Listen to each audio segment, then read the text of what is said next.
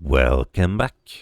It is the next day after the disaster, and I think I have formulated a bit of a plan here. We're back in Joppa, and I think what I will want to do is the following. I'm gonna go out into the world, into the 6-day stilt first of all, see if the bookkeepers have anything worthwhile to sell. I'm going to also teleport over to Kyakukya and Ezra to see whether we can get some more of the rare ingredients like metamorphic polygel. And I'm just gonna be wandering around randomly until I find something interesting. So this is my current objective. Before I begin, let me go ahead and dominate Ubu here, who currently gets any mutation points invested into multiple legs, so she can move more quickly. As a charging attacker, that is extremely helpful. And then we're also going to go ahead and give her, in self-discipline, Iron Mind and Lionheart. Basically, Iron Mind gives you a chance to shake off confusion, and Lionheart gives you a chance to shake off being terrified. It's basically your willpower minus 10, and that's the percentage. So in our case, it is 21 minus 10 is 11. 11% chance each round to shake off confusion and fear. Which, you know, much better than having to write out the entire thing each time.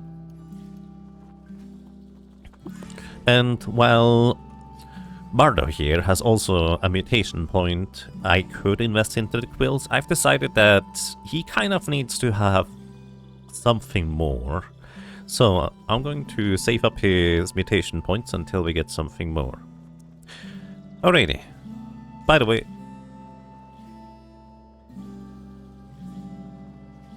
the music is really weird right now. I don't think this is how it's supposed to be. I went into the options, reduced the volume to 0, and increase it again, because that's how I like to start my videos, so it starts with the music starting, and that just made the music weirdly overlap. Okay.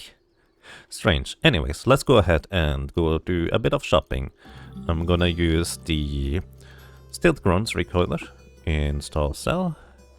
Actually, you know what? We're gonna go to Ezra first, because maybe I can get some solar cells. We go to Ezra, head over to our trader over here, see if Sixru has anything new that we would like to have. There's 2 weird artifacts with the same price, presumably the same ones. He does have solar cells and a mag hammer. Let's take a quick look at this thing. A mag hammer latches onto metal objects for 8 to 12 rounds. So I believe it can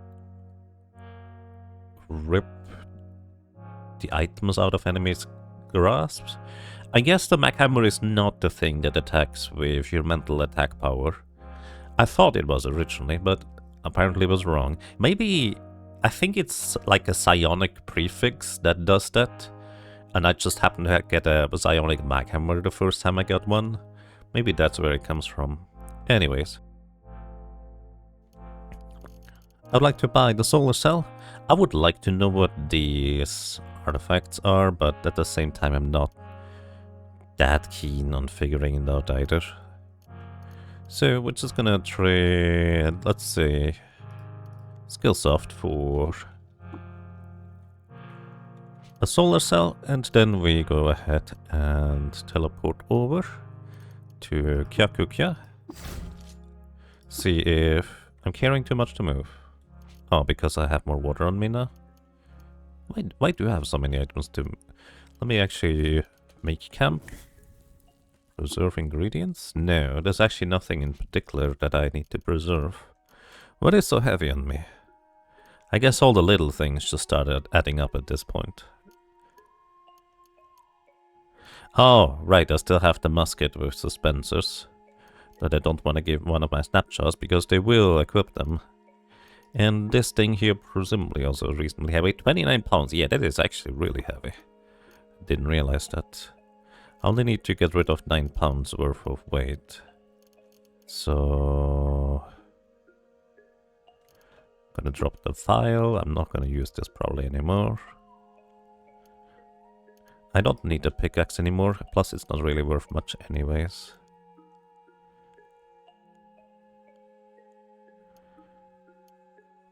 Huh, yeah. Alright, this is the part where it's really awkward to have as low a strength value as I do. Because I don't really want to give my buddies anything over, if I can help it at all.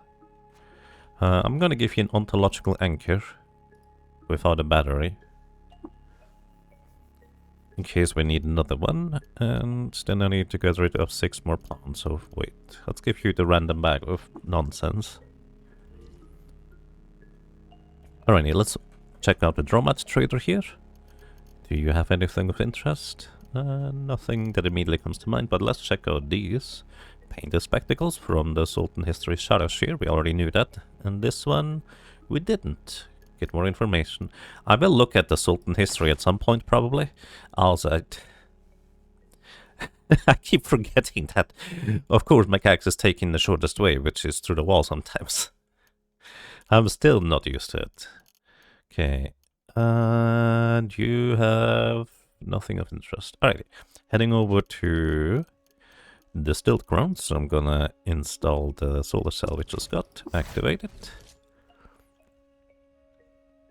Then I'm gonna go ahead and put the suspensors weapon right here. Am I keeping the arc winder? It's a way for me to deal damage, but I feel like the freeze gun is gonna be more useful on average, so I'm just gonna store it here for a while. Maybe I'll use it later, maybe not, who knows.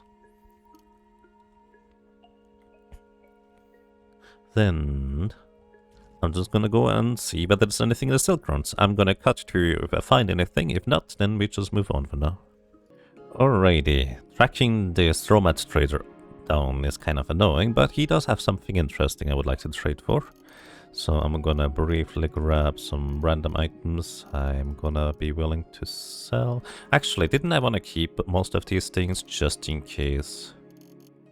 Yeah, I wanted to keep most of these things in case we find another companion to tag along with us. So in this case, let me just grab the gems. That way I don't have to start from 0 again.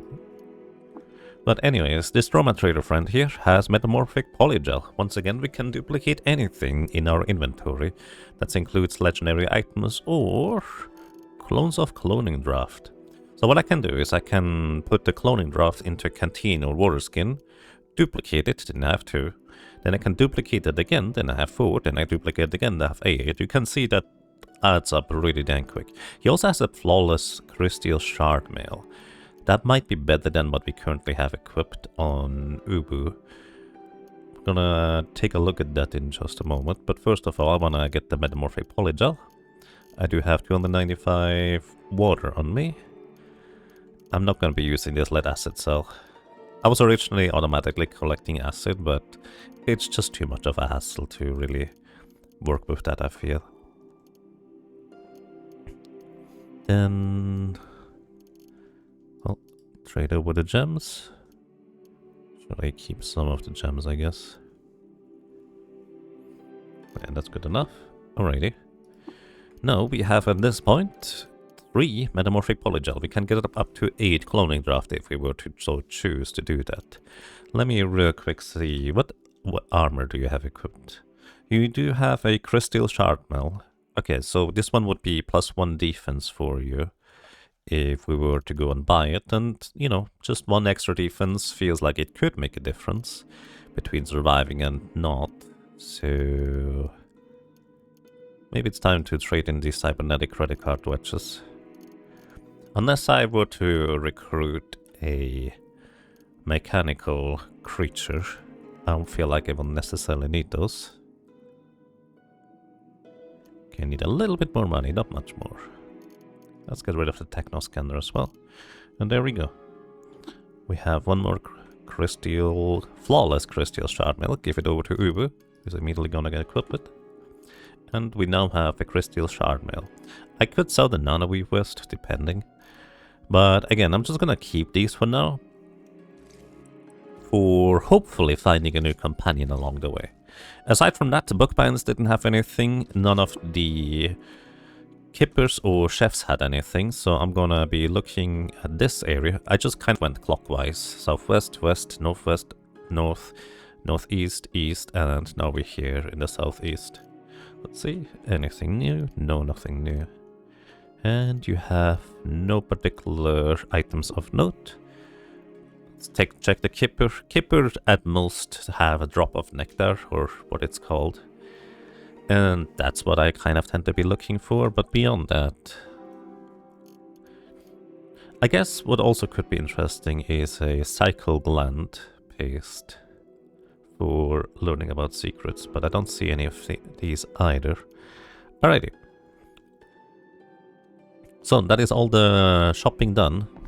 What I'll be doing now is I'm going to just walk up and down the desert, trying to find any lairs, any like ruins, historic sites for books, because if we do end up recruiting a new ally, they might just be relatively low level, so finding a ton of books to level them up through the initial few levels could be extremely valuable. So this is going to be what I'll be doing. I should already have the skills for customs, no, wayfaring. Where's wayfaring? At the bottom. It's W. Gonna get the wayfaring for salt dunes. You know what, at this point, I might as well just get all of the wayfaring skills. So aside from ruins, we should be good on exploring everything on the overworld with minimal getting lost encounters. So, as I said, I'm just gonna go north to south, and then back up, then check the 6-day stilt again, and if I find ruins like this, I'm just gonna go ahead and see if they have any books. Maybe we find a legendary companion that we could recruit. It is worth noting that I could theoretically recruit Ubu or Bardo as our friends without using Beguiling, and then I have a slot free for Beguiling or Proselytize if I had enough reputation with Snapjaws. But getting Snapjaw reputation is going to be rather difficult because I just didn't care about it initially. Also, you guys can engage aggressively, that's okay now. Because, if you remember, we defeated a lot of legendary Snapjaws and they don't like us for it. Actually, the reputation is not as bad as I thought it was gonna be. Let's see, if I were to do the thing with you, you would get disliked by oozes and grazing hedonists, and disliked by succulents. Basically, what I'm saying right now is we are restricted in who we can recruit if we have good reputation with them. If I were to get good reputation with Snapjaws, then I could theoretically recruit Bardo or Ubu as a buddy, and instead of using Beguiling on Bardo, I could use Beguiling on a random creature that is normally hostile to me. That actually might be a way to go. So if I find things, we might dip into this. I don't know how much the water ritual is going to increase our reputation with them. Probably like 125 if I were to guess. So 250 we have, so 370, so 120 reputation to get to 0. And then however much more, which is probably going to cost a ton of reputation because they're really high level now, in order to ask them to join us on their own volition. There is another upside of getting Snapjaw reputation, and that isn't actually until... Oh, I hear Bardo being injured. Bardo? Oh, you stepped into a bloody ivory, didn't you? Yep, there it is. Young ivory. Anyways, there is another upside of recruiting or being friendly with Snapjaws. And that is not until later. I'm not going to spoil what is going to happen, but there is functionally a good reason for me to be friendly with Snapjaws. It actually doesn't... Well, again, I'm not gonna spoil why that exactly is. It's... I want to say something about it, but I really shouldn't. Because if some people don't want to get spoiled on stuff that happens in the future, then... Well, I guess it... I don't know. Anyways, there does not seem to be much more to explore here. No books, unfortunately. And I'd like to mention, this is probably my least favorite music track. Oh, there are books here. Lucky. And information about Surashir Sultan. More books. Very good. Don't care about bandages. Bandages you could use in order to stop the bleeding, but for the most part I haven't really felt the need to. We always had enough time to just rest instead and wait out until the bleeding stopped. Alright. Again, I'm just gonna go up and down the salt dunes. 6 days stilt. Check the drama trader, check the bookworms. See if we get any more reputation related things, and that's what I'll be doing. Alrighty, we are back over at Ezra, and Sixru here has a crystal Aegis that I can buy. This is better than my current shields, the full right Aegis, and lighter on top of it. And more importantly, honestly, this thing... Oh wait, it doesn't give elemental resistance. I thought it did. I'm mistaken. Never mind. Ignore me. Anyways, it is lighter too. So the full right Aegis weighs 20 pounds. This thing only weighs 15. So not much in the grand scheme of things. Actually, it is a lot for me because I have such low base strength. I feel like you might be tired of hearing that because I keep repeating it. Anyways, I'd like to equip this crystal Aegis right here, and gonna continue just looking for more things at this point.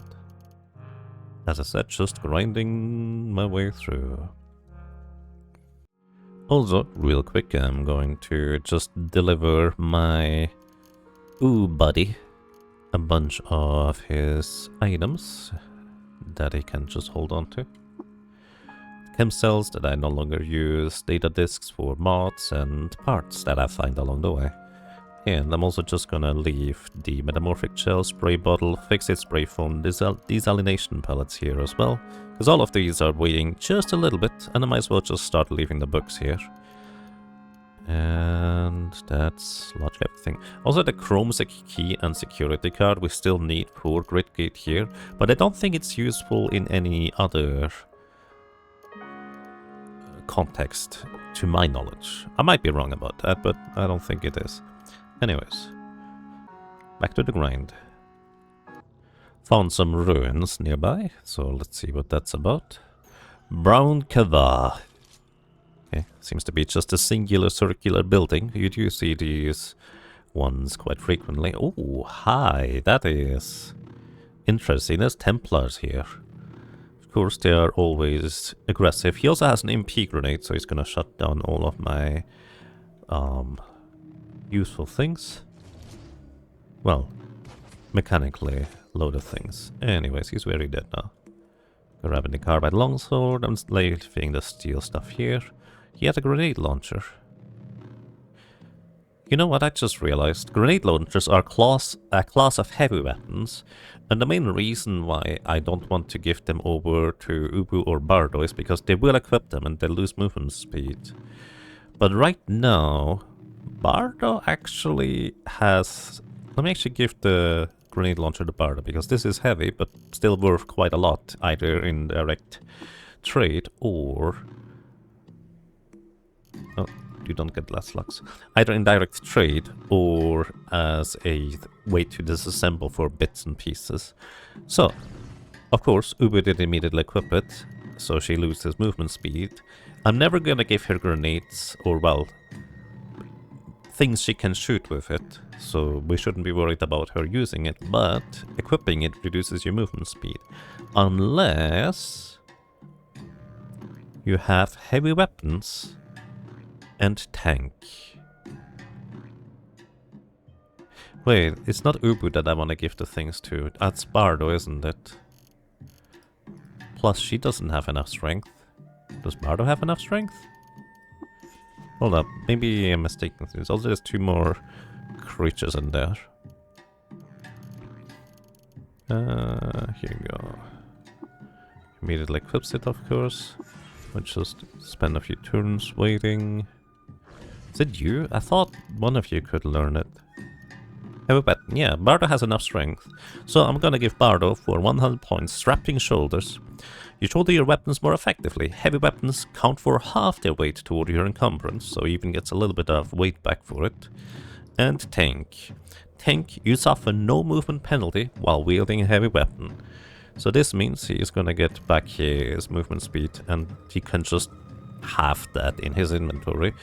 And I can finally start giving him random weapons, I guess, without having to worry about him getting over encumbered. Anyways, let's continue exploring here. There are 2 creatures in here. I don't know what type, but I guess we're about to find out. Oh, it's just a random water vine farmer that happens to be making his home in this ruin, as well as a Neftali tribesman. Leather apron, don't care. And there were some more books outside that I'm about to pick up here. There we go. And Shrine to Antipur. We learned more Sultan history. Righty, back to the grind. And immediately find some more ruins. You discover Salep. There's a red chest. Is it bloody or why is it red? No, it's rusted. I've never seen a rusted chest before. It has a Hulkan injector and a thermal grenade. I tend to grab these just for bits, although I'm not sure how useful that is nowadays. Oops. Okay. That is a weird place. Maybe the ruins continue further to the west. Of course, there's these... what are they called? Dawn gliders. And my snapshot buddies cannot attack them because they're flying. But I can just freeze them. And then they are no longer flying. Poor guys. No, the ruins don't continue here. You sense a psychic's presence foreign to this place and time. Ah, yeah. If I'm encountering random ruins, this is going to be happening. And it turns out some of our extra-dimensional attackers are goat people. This is extra-dimensional goat folk shaman and Esper from the frigid flock of whatever this sign is called. He is hostile and tough. This creature is native to the dimension known as the dreary octahedron, and we noted this in our gossip and lore section. And he is also from the same place. He has stuff equipped.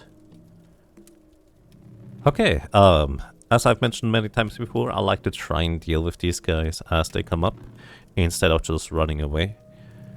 Because that way they will be dealt with, but this could be pretty dang dangerous here. So I'm gonna go one north, make sure Bardo's no longer on fire, knock out this Dawn Glider,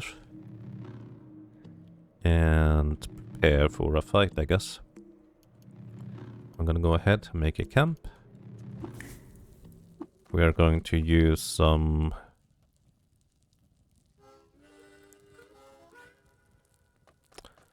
what am I gonna use?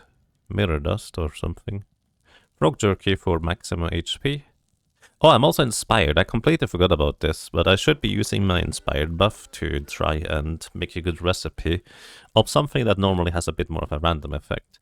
Let's use crushed grave moss and bear jerky, because I will want to use that later as well. Alrighty. Then, whenever you drop below 20%, you cause plants to spontaneously grow in a random nearby area. None. Or temporary reputation with the flowers, roots, succulents, trees, vines, and the consortium of phyta. Or whenever you take damage from a plant, you get 30 to 40% maximum HP. None of these are what I was looking for, but, you know, temporary reputation might be useful in specific areas. So, might as well use this. Then we're going to go ahead, mind control you, so you can mask for extra quickness. And considering Bardo has a lot of skill points available, theoretically, I could also... You know what we're gonna do?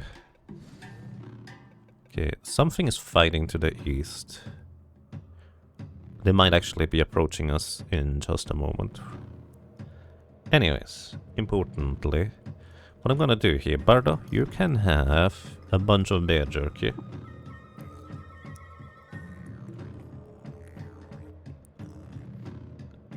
And what I'm gonna do is I'm going to give him the ability to cook. I wish you could just cook for your companion, but it is not an option. Yes, we unlock cooking and meal preparation for 100 skill points. Then we're gonna choose ingredients to cook with, cider and bear jerky. Cider gives him extra speed as well. And extra match speed. There we go. Let us take a look whether the enemies are coming over from the east. No, I don't know why the Dawn Glider was attacking on the east side here. But what I need to do is I need to activate my ontological anchor. It's gonna be a bit annoying because my Vibroclip is just gonna activate and deactivate all the time. But I want to be careful about potential time dilation when I switch screens. Oh, you guys are just fighting the Sahari Raiders and the Dawn Gliders. I'm fine with that. And apparently some of the Dawn Gliders are just firing at us from down south. Alright, let's face in up here. Ooh, ooh, ooh, ooh, ooh. Let's take stock. I am frozen because one of these guys used a force bubble pump set to being around you. I think that's usually the first thing they do. Then... Who froze us? You take 40 damage from the goat folk solar explosion. Pass by freezing mist. Cryokinesis from Pana. Okay. The guy that froze us is this guy. This one is the one that used the force bubble. And I'm frozen. I cannot move. Are you frozen? No, you're not frozen, but I am. So I cannot move right now.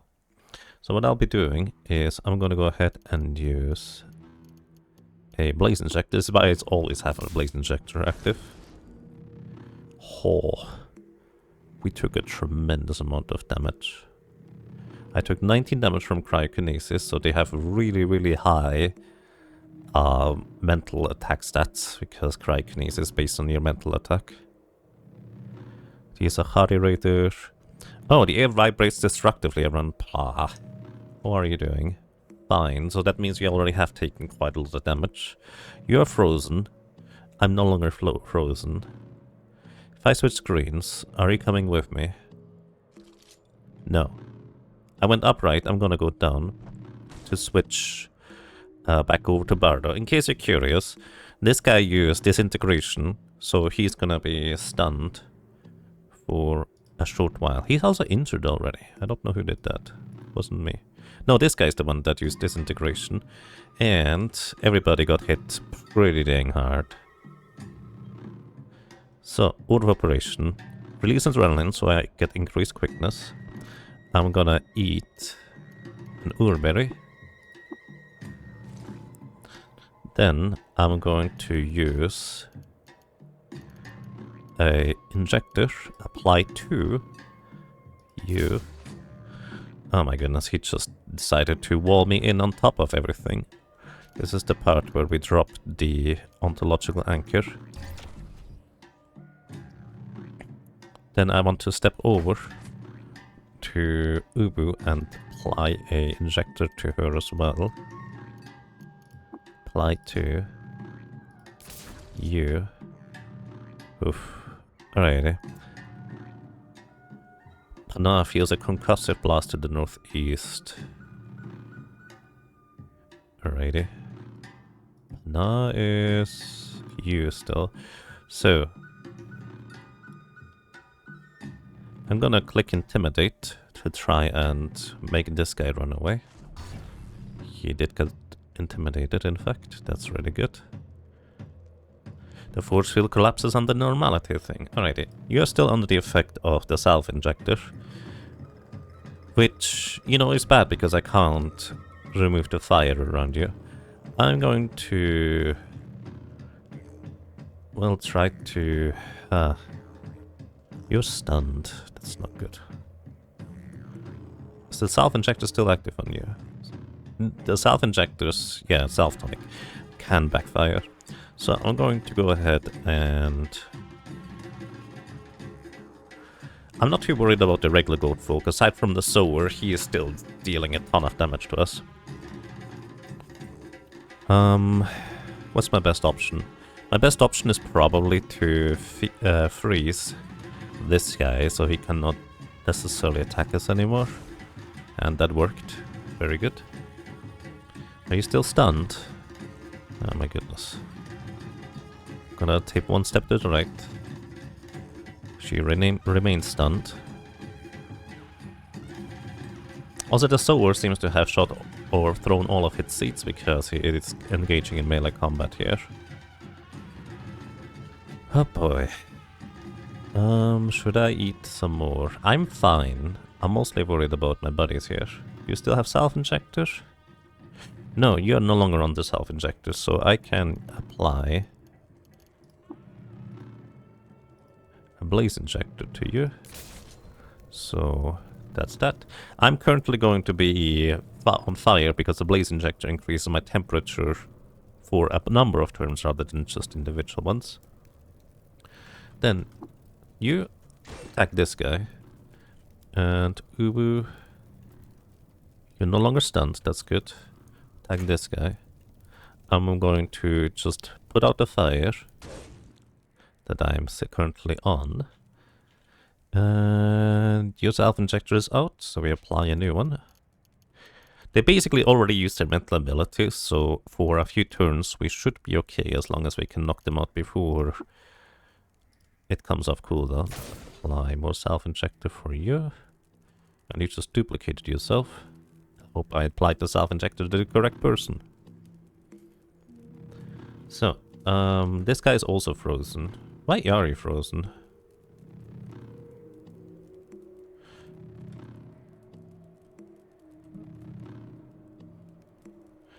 Did I reflect some part of this? Anyways, Ubu clone, you can attack this guy. And you attack this guy. You attack this guy. So in the meantime, I could just swing, I guess. Okay, by the way, we dismembered his left arm, so he has less stuff equipped, probably. He didn't have much equipment equipped to begin with, so there's that. What I want to do is, I want to pick up the ontological anchor, picking it up, moving over here, and dropping it again.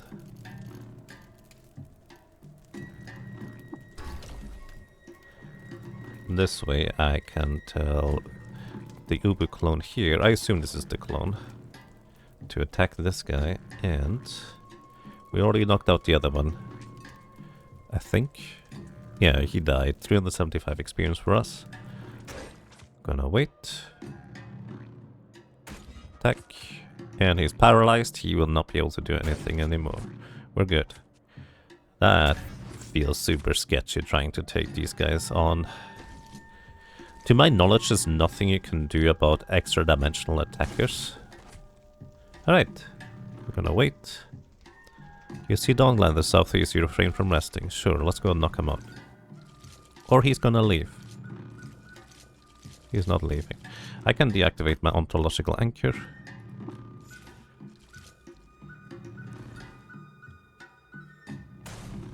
I accidentally froze you, buddy. Sorry. Okay. Grab the silver nugget, and we have cleared this threat. Wait until the party is healed, just in case. It is nighttime now. Oh, okay. Just picking up all sorts of random things that may or may not be be worth something. Okie dokie. The last time glove, carbine dagger, pick up my ontological bracelet, and clean up. Alrighty. Clear this one. Okay, I'll report back to you when there's anything new to find, and whether I find anything else.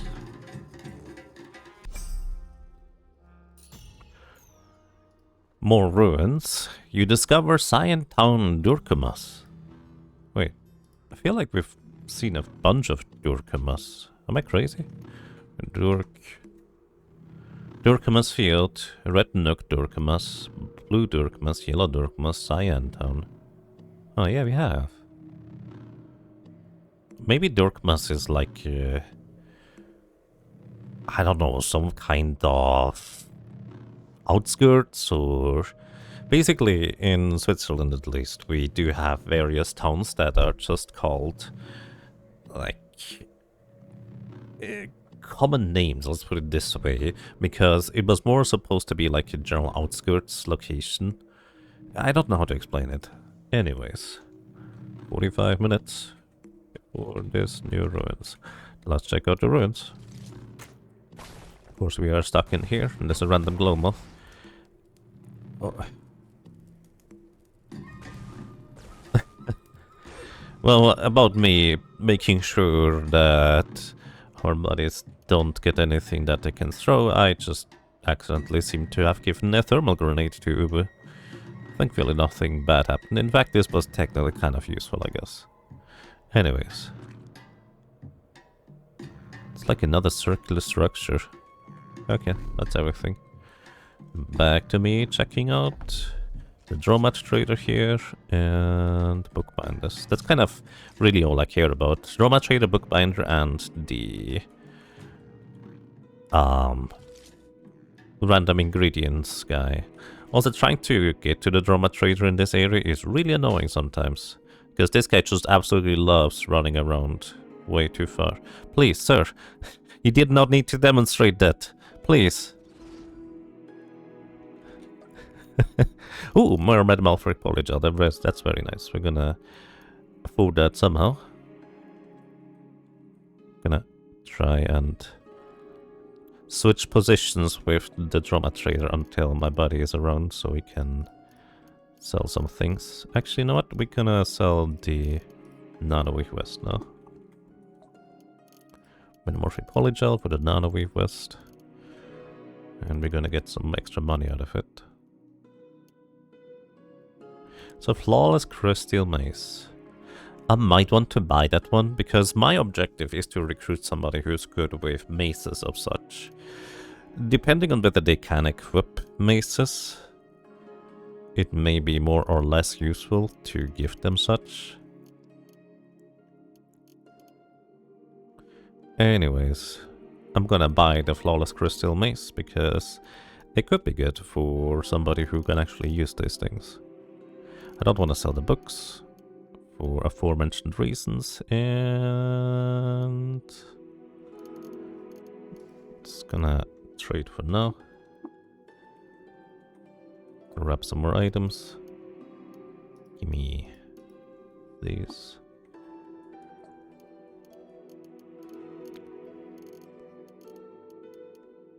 You also have an odd trinket that could be interesting to identify. Some of these things can be really fascinating. And there's a lot of things I don't know what could or could not be good. Okay, I have 377. I want to pay like 310-ish. That is way more than 310. So I want to go for like 550 total, approximately. I might have to dip into more supplies. I'm overburdened because this guy keeps running away. Put the fresh water into my walking storage over here for a second. He's overburdened now. It's gonna keep trying to move the drama. No! No! No! Stop! No! He got away. This is so mean. He got away. Okay, you're still overburdened. That's annoying. I guess I give you all sorts of random... You know what, I'm gonna go ahead and put those random liquids into the storage. It's not like I'm gonna use them. There's a random scorpion and it's very dead. Wait.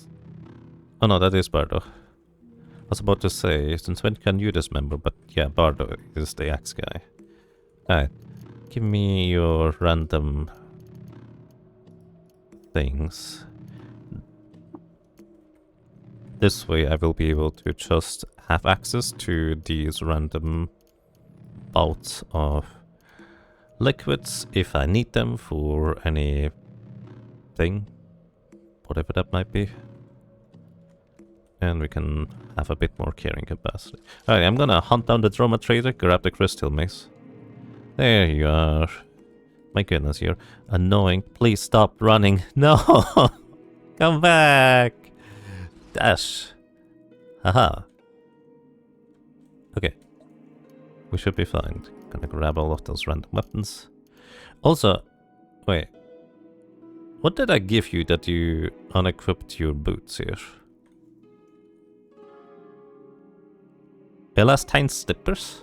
I guess they also give movement speed. And they don't require a battery. These require a battery. No, they don't. I think these are way better, but you do you. He might be going into evasion now for all I know. I'm just gonna let him do his thing instead of trying to micromanage manage every aspect. And yes, we sell the potent cleats of Gritgate. That's okay. Flawless crystal mace. I forgot to grab the water from you. Surely the other guys. No! No! Just stop running, please. Please. Oh, get back. That's so sad. Okay, we don't need the glow spheres. Oh my goodness. Trying to deal with the traders. This trader in particular, which, to be fair, we're really lucky to have to begin with. Okay, I'm gonna just keep loading glow sphere, at least one of them. Yes, alright, we invested a lot of water. Let's check out what that odd trinket is. A nuclear cell. I don't know what's better, a nuclear cell or a... whatever the other cell was called. Something in this one. No, not thermoelectric. Whatever. That's fine. Gonna give you a bunch of water back. To hold. You can also have all of the gems. And are you gonna equip that? I hope you're not gonna equip that. Okay, you didn't equip that. The AI is clever enough to recognize that that is not the way. Alright, we have another metamorphic polygel. I can get up to 16 cloning draft now. And you know what? I might want to do this. If I get one more polygel, we're gonna start duplicating cloning draft. Clone some merchants to speed up that process here and move on. Anyways, I don't actually remember whether I already checked out the bookbinders this run. But we're just gonna briefly see. Bookbinder friend here. No, nothing here. And bookbinder friend over in the northwest. Right here. Okay, nothing. Okay, and then what I do from here, teleport over to Ezra. I'm actually not even checking Kakyukuya. Like, I feel like the merchant trader level is not quite as high. Let's see, 6 through. This is an expensive artifact you have there. I have enough solar cells now, so I'm not worried about these anymore. Okay, anyways. From here, I teleport back over to Joppa and go back to the overworld, because maybe we find something. Alrighty, continuing to sea. Notice some ruins, alright. Cyan Dorkimus. Okay. There's a friendly lily pad over there. Glow pad, I think they're called. And there was a random giant centipede. That's okay. That spider prevents me from auto exploration. Which is a bit annoying, but what are you gonna do? It's a lot of slimes here. Even I can one-shot the slimes now with this weapon. It's a random crab here. Just hoping for bugs, really.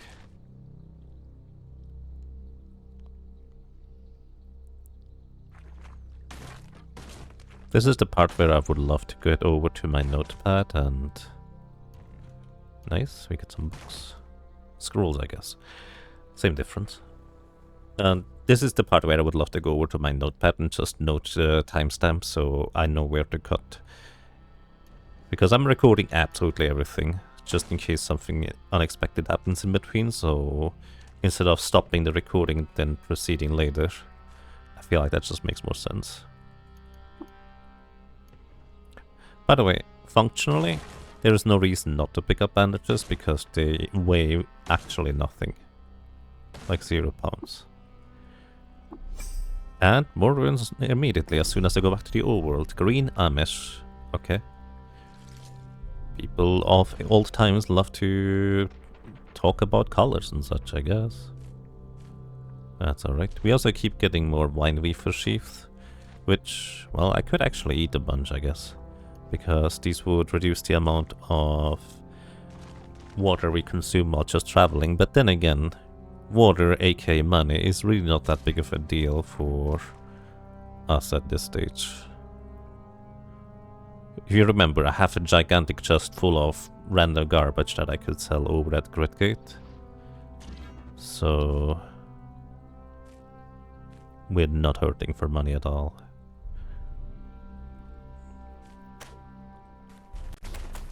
These are some tough walls to pick through, apparently.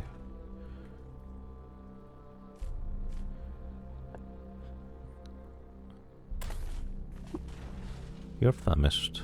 Okay. Preserve foods. Cook with wine weaver sheaf to reduce water intake. And just leave the campfire in the middle of nowhere. Don't worry. Forest fires don't exist. At least not in the Caves of God. That would be kind of a fascinating consequence if forest fire could exist. And you would need to make sure that you extinguish your campfire.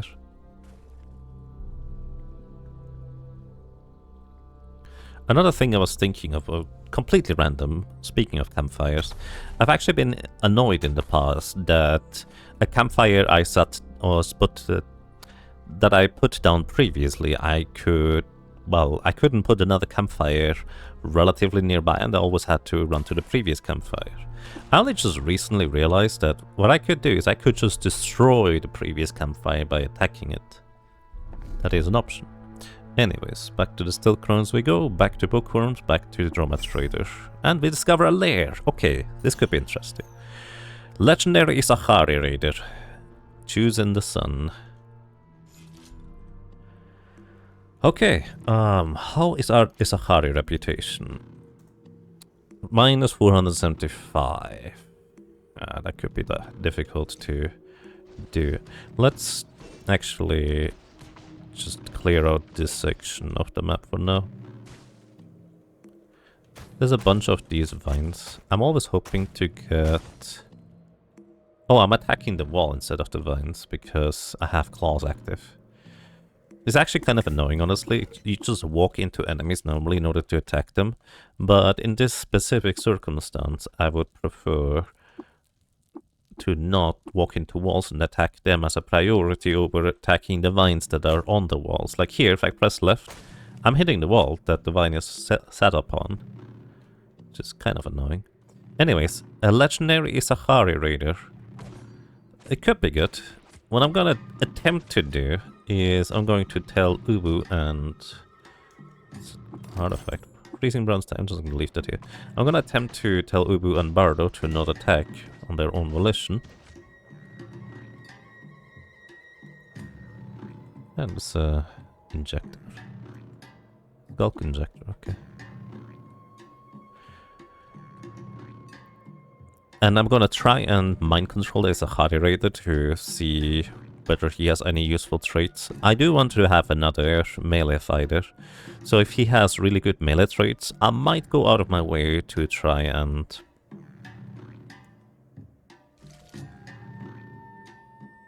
well, not kill him. Potentially I might just kill him for reputation gains if he is hated by factions I find convenient. Or she. Okay, loved by the Sahara, admired by the Putus, hated by villagers of Joppa, disliked by a flock of narrow sour. Okay, I don't care about reputation gains here if I kill him. But... oh, he went away. Okay. Don't engage. Unless I tell you to. Oh, wow. He just decided to burrow a channel through my mind. But it backfired because I have mental mirror active. So Sounder Mind is a good mental ability to have, but you need to have the stats in order to be able to use those. I'm gonna try to knock out the little guys. Oh wow, I got knock prone, dazed. The only reason why I didn't take more damage is because I have such absurdly high armor compared to the level of enemies that we're encountering. Let me just see. Oh, you have sleep gas. That is an inconvenient mutation to have for allies. His ego would be pretty good. His agility and strength is better than Bardo. He has more HP as well. Okay. I mean, I can just tell him to never use sleep gas. And Sunder Mind on this ego is really good. Okay, I would like to recruit this guy if I can arrange it. So this means I need either Isahari tribe reputation or Snapjaw. So I'm just gonna walk you away. Oh, you're just burrowing a channel through my mind again. Wait, that could be dangerous. I would prefer if it didn't do that, because my mental mirror is not active. Okay, let's release adrenaline for speed. Run away. Try to reach the stairs before Bardo knocks you out. Okay, locked in psychic battle. I resisted it. 6. This could be super dangerous. 1.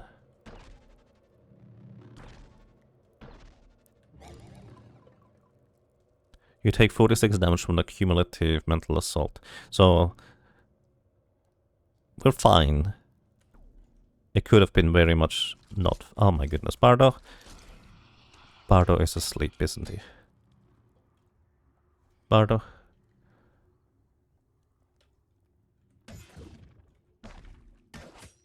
He's dazed.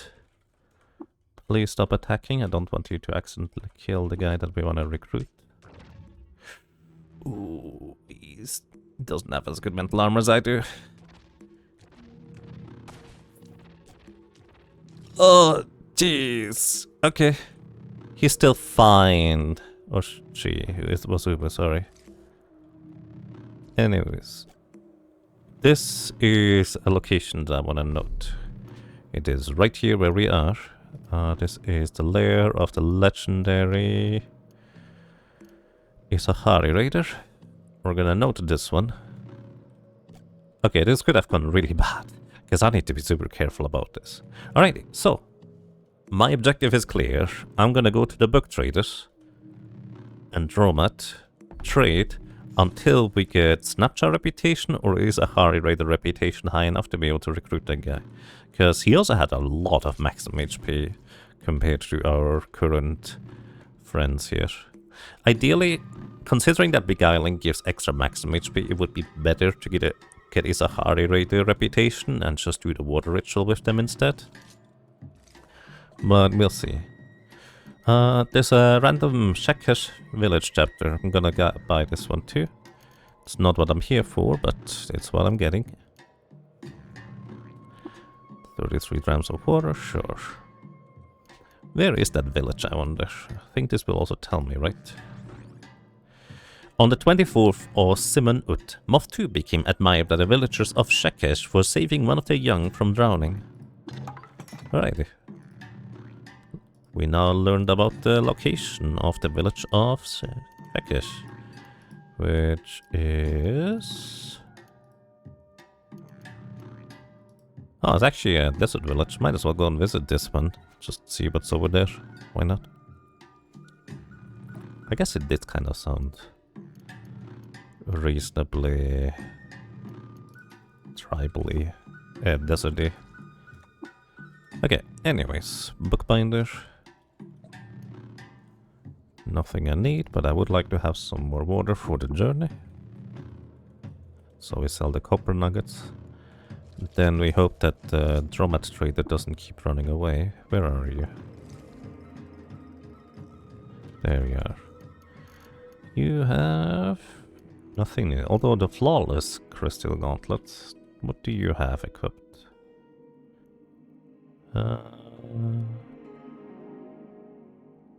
What?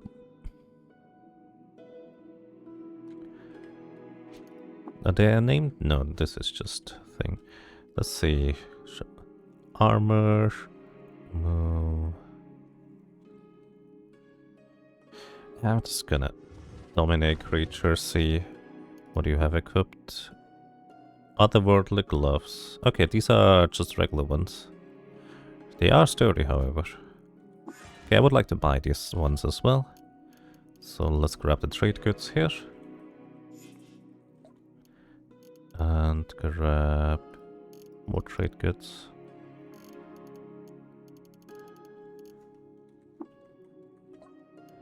I would like to buy these gloves. And I'm gonna sell you all. Well, most of these things, really.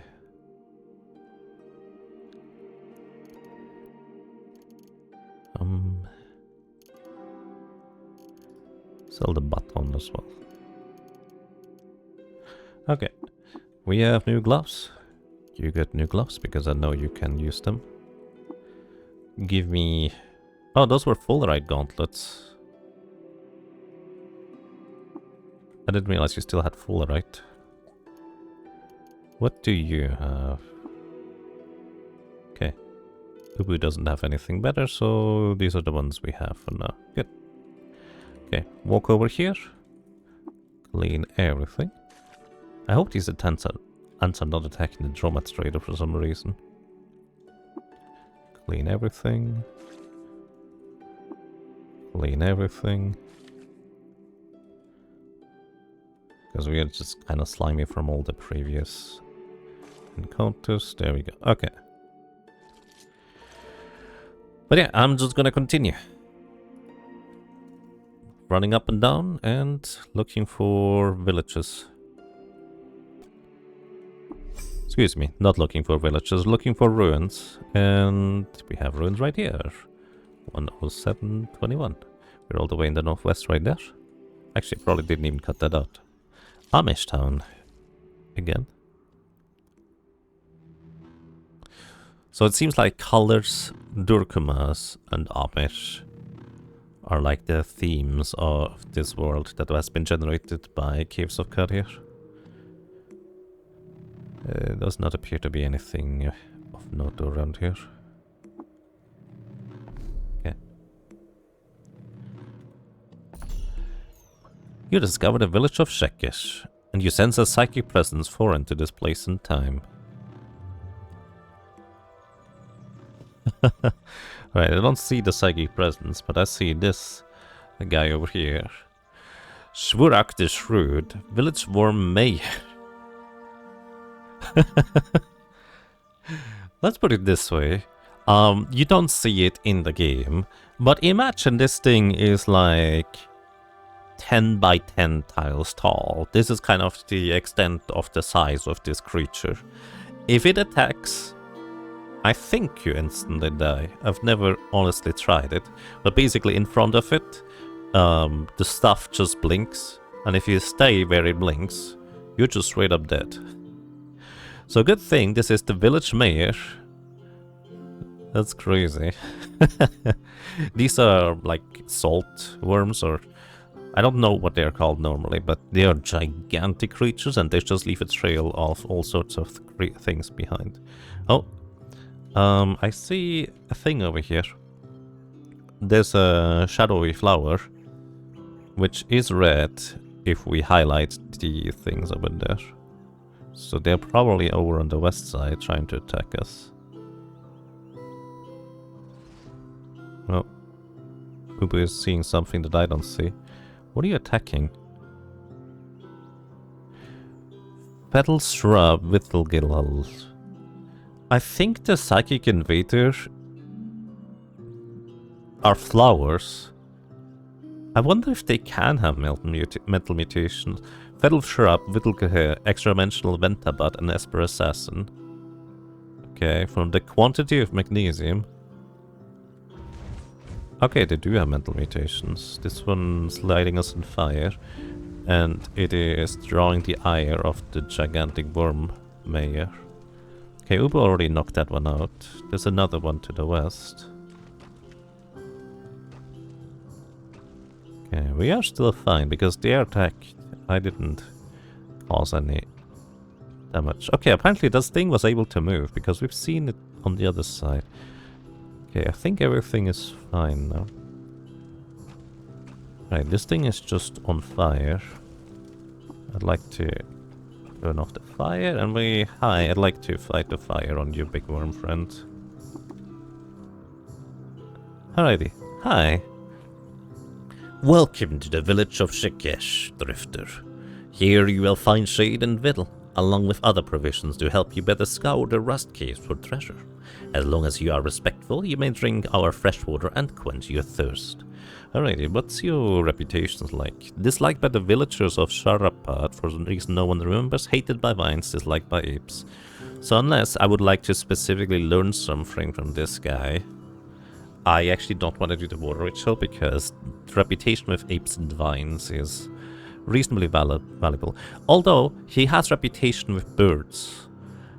Getting reputation with birds is nice because if we don't get attacked by flying creatures all the dang time, that would be great. Is there work around here? Talk to Huilahua to the northwest. Okay. Each one of these villages generates with a random mayor, a random warden, and a tinkerer, as well as one quest giver, which can be any of the villages if I'm not mistaken. Alrighty, this is a tinkerer apparently. Stasis grenades, slip rings, night vision goggles, mirror shade, light rail, and terrifying visage. Okay. And an engraved dropper recoiler. Reshef history, which would be fantastic to get experience from, but you know, can't do that.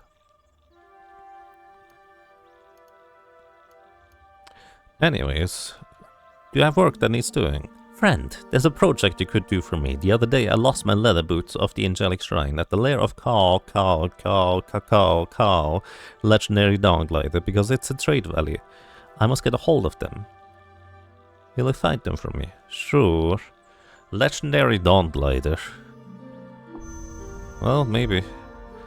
I don't remember what reputation dawn gliders belong to. Might actually technically be birds or winged mammals. It's probably more like winged mammals, I suppose. Also, there is the warden, Yun. I'm watching you, Nomad. That is very fair. You have a bunch of stuff on you. Partial nanomatter assembly. Isn't that a 8-bit, if I'm not mistaken? I actually kind of want that. 8-bit for tinkering, that is. So, I'm gonna buy that one for tinkering later down the road. That's reasonably valuable, I think. There's also a Dromad merchant, because at least all of these villages also generate with a Dromad. Hello. Let's see. You have kind of like mid-game stuff for sale, it looks like. So it could potentially have things that are interesting or useful, but nothing I'm interested in. Okay. On the origins of dark calculus, modular moonstone and tree of life. We can open up these bookcases, but we're not allowed to grab the items probably. Also, this is kind of unusual. This is a staircase up on the surface, which means there's like an upper level of where we are. We can also just walk off the edge here and drop back down. But I think these desert villagers are some of the only ones that have these kinds of features where there's just an upper level. But so far I've never seen anything actually generate up there, so there's functionally no reason to go there. Is there just a random Katsu villager? It's a domesticated Katsu. A domesticated one. That is interesting. Anyways, I probably should have paid more attention as to where that legendary dawn glider is. Let's see. Layers. 3 parasangs south and 2 east of the 6-day stilt. Okay, this is where he wanted me to go and find an item for him. You know what?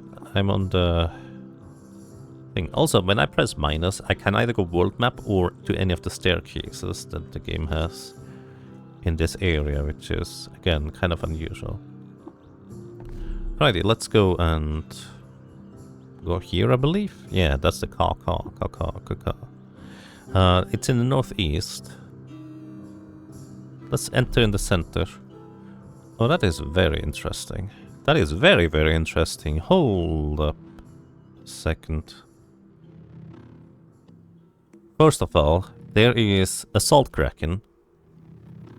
This is what they're called, salt kraken. This is what the mayor was as well. If they move, which I think they move like every other turn or something, he's gonna leave a trail of items behind. In this case, trash, flowers, rubble, and a random corpse that he probably just ate at some point, a Scorpio corpse. And there's also a Baka Bigya, bear pariah, loved by pariahs, hated by swine, disliked by swine. Huh. He just has it out for swines. Mr. Bear. Are you guys gonna try and fight that thing? Sir. Soft growling.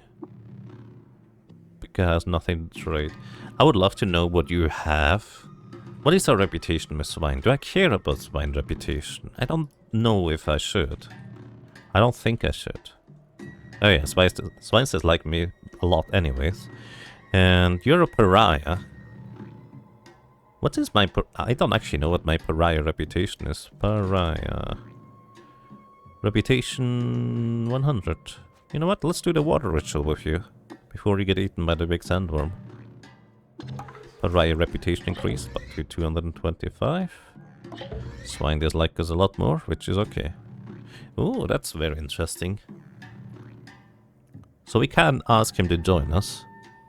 We have enough reputation with pariahs. Let's get more reputation by sharing some random recipes with them. And the location of Shaylil village. And we can learn trash dividing. This is actually a really good ability, because this allows us to rifle through trash, and trash is everywhere in CUD. Like this, literally, this big worm just generated a bunch of trash. We have a slow chance, like, what is it, 4% chance to discern a random secret whenever we rifle through trash.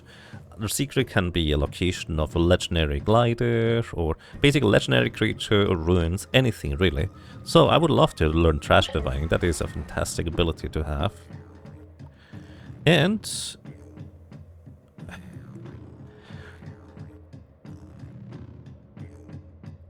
I'm gonna ask him to join me. I likely will not keep him as my companion, and we'll probably just part ways back here immediately. But I don't want to risk dominate creature, it fails, because he might just for some reason have an absurdly high mental armor. And then we need to fight each other, which I would prefer not to do that. Anyways, let's see.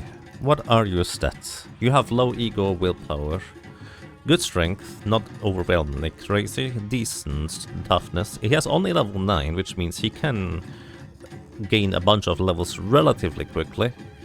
He has pyrokinesis and ego projectant. Neither of these abilities are particularly useful for us in general. He does have natural weapons, which I believe are considered short blades. Yeah, short blades, and he does have a bite that is considered an axe. To my knowledge, he cannot equip cudgels, although I can try. Who has the cudgels? Let me just real quick see. Can you equip this? No, he cannot equip cudgels. He is not capable. Alright, in this case, let us just assume that in these circumstances, I have assessed his abilities and decided that, well, we should part ways again. So we're just gonna tell him to stay here. And we might run across them at some point again. Because I'm not terribly intrigued by his abilities, and I feel like he's gonna die unless I invest a ton of time into him. Let's take care of these annoying dawn gliders before I do anything else. Freeze him, and he fell down. Freeze this guy, and he fell down. Alrighty, what we could do is we could just follow that trash kraken, and I step onto the trash. By the way, this is trash. This is like very faded, kind of tricky to see at times, but if you auto-explore, your auto-exploration is automatically going to do that. Also, apparently, some of the corpses we butchered and got some, you know, interesting items out of it. These are actually surprisingly valuable. So we could actually just follow this guy. Woodsbrock corpse, okay. Just don't get in its way when it's about to take a step. That is a very bad idea. It's a Quillipede corpse. Some trash. There's a mummified corpse. Huh. Interesting. Who's preserved the skins and innards of this still one? Was it the dry air of Mograye or the doting persistence of human ritual? Does it matter? Oh, rifling through the trash, you piece together clues and arrive at the following conclusion. In the year of the traveling liberator, Coraxus, Narama's wife, laid her body to the rest and crossed into Brightshoal. She was 101 years old. Brightshoal, to my knowledge, is like the concept of afterlife, and we have learned some Sultan history. You know, I've never actually followed one of these guys for long. Eyeless Crab, Hindran Corpse, Woodsbrock Corpse. Eyeless Crab we can destroy. I can always just follow this guy later. Rifle through some more trash. What I'm hoping is actually a snail corpse. Second, Worthmore, Dromad corpse, Leech corpse. I'm hoping to find like an electric snail corpse. Anyways, I'm gonna leave him be to his own devices. Let us go and do the quest for the legendary ground glider. We have arrived. Alrighty, there's a bunch of random creatures that are just gonna attack us around here. That's okay. Also, these turtles have so much defense. The Vibrocapesh should be able to punch through it. Oh, right, you can attack Bardo. I forgot that I told him to not be aggressive for the purpose of trying to recruit. Which I'm gonna do with the Dawn Glider once again, trying to see whether the Dawn Glider could be something I value. Although I feel like there's a low chance I'm going to be interested in recruiting the Dawn Glider. Largely because I don't think they can equip a whole lot of things I can give them, and their main appeal is their ability to spew fire, which, to my knowledge, is accurate enough that they will never hit an ally with it. Like, they are specifically not going to hit allies with it, I will say. Because I think it cannot actually miss. It's always gonna go down the road that you shoot it, unlike my freeze gun. However,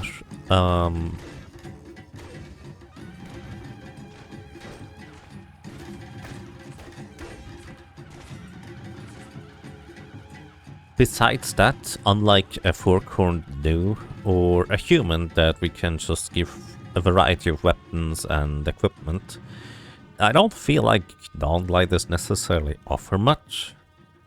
And I have to admit, off the top of my head, there's nothing that I immediately can think of that would make me want to recruit a Dawn Glider. Like, it would need to be some crazy high stats and abilities and other advantages that it can immediately offer. And I couldn't really think of anything in particular that I would be looking for in a dongle like this. So chances are high we're just gonna dip in here, grab the items out of here, and then be done with it. Also, it is nighttime, so make a real quick camp. There's something in the way. Make a camp, preserve food, then bear jerky for extra food. You know what? Fire and gas appears can give us fire resistance. One agility as well. Oh, I was inspired. I forgot about this. Oh well. Whenever you drop below 20% HP, you gain 125 to 175 resistance for 50 turns. 100 fire resistance is immunity, so anything beyond that I feel like is overkill unless we get like negatives from some reason. Whenever you are set on fire, you gain 30 to 40% max HP for an hour. Which, that's actually interesting, because that's a lot of max HP, and you can trigger this manually yourself if you want to. Because you can just inject the fire injector, but it's 1 hour, which, you know, doesn't last that long in this universe. Flaming Ray can be used at level 1 through 3. Which is not a mental mutation, so it is actually 1 or 2. If it was a mental mutation, it would automatically be leveled up by my ego bonus. But that is not the case. Alright, let's see if we find... There's some trash we can rifle through. Trying to Coraxus, learn some more Sultan history. Actually have to break through the wall here, otherwise we cannot proceed. There's some more turtles. Check out this. Oh, an Urberry, Jasper Gemstone, and Sphinx Object. That's actually surprisingly high level loot right here.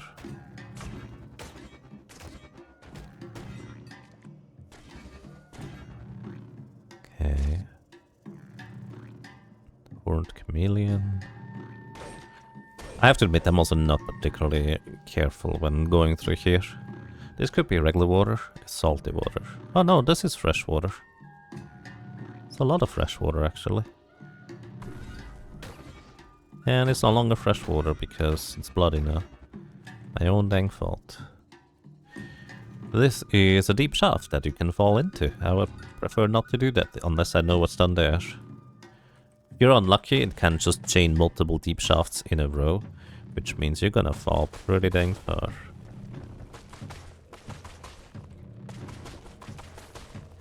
And each additional strata that you drop beyond the first one deals a tremendous amount of damage to you.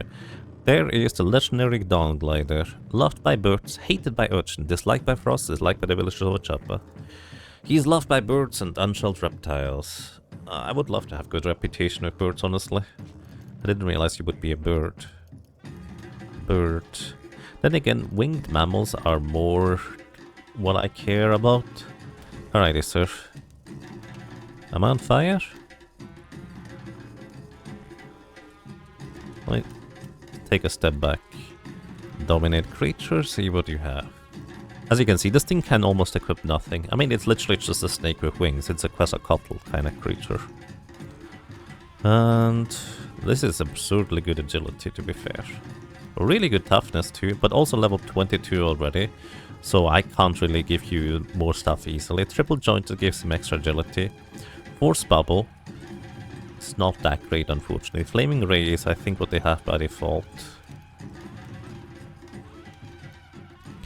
So yeah, pretty strong stats overall, but unfortunately not what I'm looking for. No, I need to figure out whether I want to knock him out for reputation gain. Honestly, I would love to be friendly with frogs overall. I like frogs.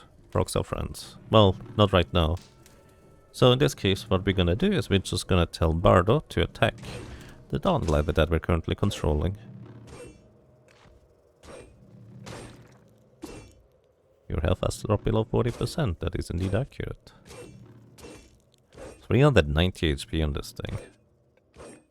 You can kind of tell on how relatively low the stats on our Snapshot legendaries are. And they are legendaries, so they do have dramatically increased stats. Also, this here is the evasion in play. Bardo has a hard time hitting against 23 dodge value. But whenever he does, he hits like a truck. Come on, buddy. You can do it. There we go. Reputation with birds decreased by 215. That's a lot. Unshelled reptiles dislike us a lot more. Urchins increased. And frogs are now indifferent. We're favored by the villagers of Joppa, which I suppose I don't really care much about. But I guess I returned a little bit back to my roots of how I was doing combat at the early stages, just mind controlling and letting my allies knock the creature out that I'm mind controlling. I guess you could say that is a very brutal way of handling things. Also, he had some... find the pair of leather boots of Angelic Shire. We are level 27. And we're inspired to cook a mouth-mothering meal. Maybe this time I'm not gonna forget about it. Alrighty, we found the boots. Where are they? Did I pick them up? I picked them up, yeah. So these are the boots for the quest. Where are they? I saw the leather boots in its inventory and completely didn't connect the dots. A cord of gold wire fished from computing guts of under-earth laced the shoe-tailed leather of that boar. Okay, it's literally just a random item there. We could drop down the shaft, but there's no staircase up, so we would have to teleport back out in order to get anywhere. Alright, let's go on ahead and deliver these shoes here to the village tinker. Hi, I found the leather boots of Angelic Shire. Nomad, you have our thanks. Our village owes you a debt for now. Please choose a reward from our stockpile as payment for your services. Alright.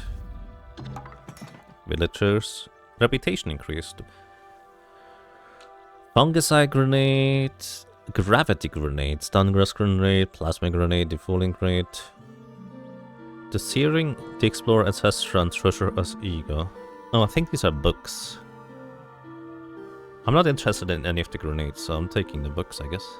Thank you. So we got a bunch more books. Yeah, these are even illuminated, so actually reasonably valuable books. Thank you. Alrighty. And back to the 6-day stealth, checking the bookworms. And I will report back whenever I find something interesting. Alrighty, 6-3 over here has a very interesting weapon that I would like to have. A counterweighted, 3 counterweighted, flawless crystal mace. Once again, my objective is to make the person we recruit into a stunning machine with cudgels. And this one has +3 to hit, because it is 3 times counterweighted. I believe this is the maximum amount of modifiers this thing can have. Anyways, so what I'll be doing here is I will be briefly heading over to Gritgate, because I don't currently have enough money on me. Oh, that cell is drained because you didn't have a solar cell in there yet. Activate the teleport to Gritgate, and then we're gonna do something very simple. Oh, before I do that, let me give you more bits that I have acquired in the meantime for you to disassemble. Oh, it's actually just that one. That's okay. Alrighty. Let's see. This chest here weighs a grand total of 1,310 pounds. That's a lot. I'm just gonna get it. I'm overburdened now. I'm gonna give this chest over to Ubu to hold. Here you go. You hold the chest. Then we replace the cell on the Ezra recoiler. Teleport back over to Ezra. And Ubu is still overburdened, but she's here. So I'm just switching places with her. Oops, I did not mean to attack the tree. Let's go around the trees, I guess. I'm basically just moving her one step at a time.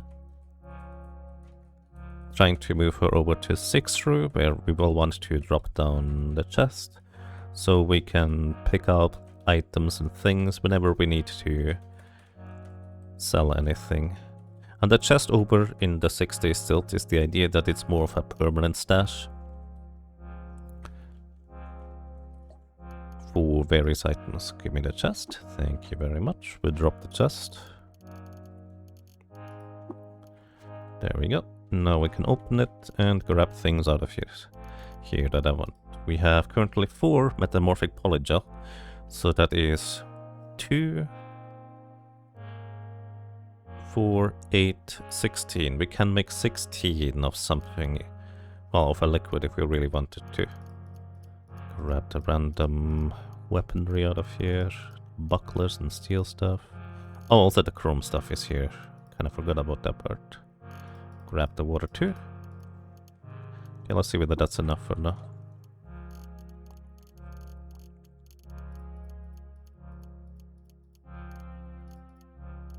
Alright, 1,300. I would like to get this crystal mace. And you have nothing else of interest necessarily. Although this weird artifact is worth 1,000 coins. And they could be reasonably valuable. So maybe I will want to cough up the coins and buy that one too. In fact, this is enough, isn't it? Yeah, I have enough money. Sell all of these items. Take a look at the random artifact. It's an Eigen rifle. Okay. Take the cell out of it for now. This is a weapon. It's a very high accuracy bow. Well, it's a rifle. And I think that's kind of all it is. It's a rifle that is powered by electricity and it has really high accuracy.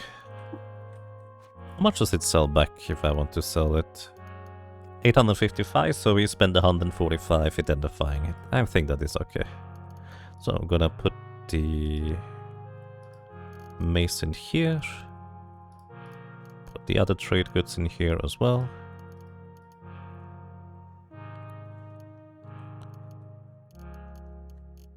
And 1 water skin of fresh water. Excellent.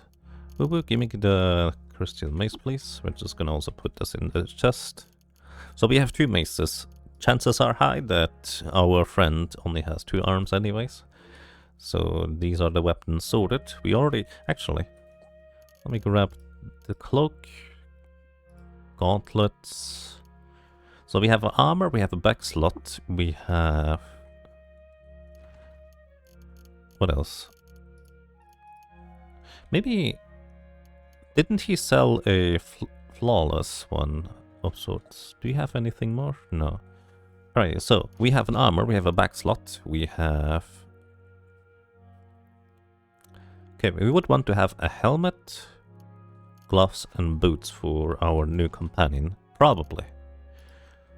And presumably higher quality ones. Keep the A4 cloak.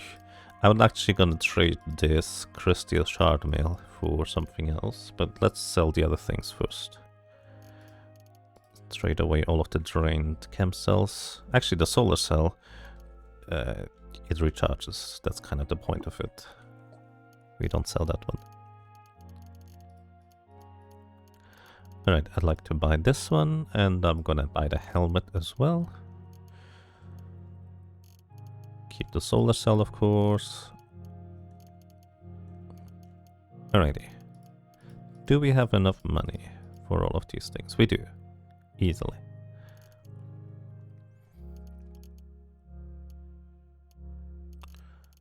Okay. And so we have a helmet and a flawless armor now. Yes, that's good. Put these things back into the chest. Right, we have a helmet, we have an armor. Now we just need gloves and shoes. I guess technically we have full right shoes in here. Those are fine in terms of defense. They just have a huge negative in terms of evasion. And that's good enough for now. Okay, back to Joppa, walking up the 6-day stilt, continuing the cycle. I know there's some ruins nearby, just going to the west over here. Let's see what they're about. Cyan Hamlet Dumish. That's a tiny space here.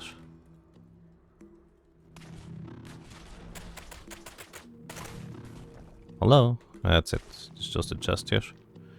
Some bandages. Okay. That's it. Continuing on, exploring. More ruins right here. Let's see what they're about. Yellow Durkumas. Okay. There's a fire ant just greeting us as we enter. Goodbye to the fire ant.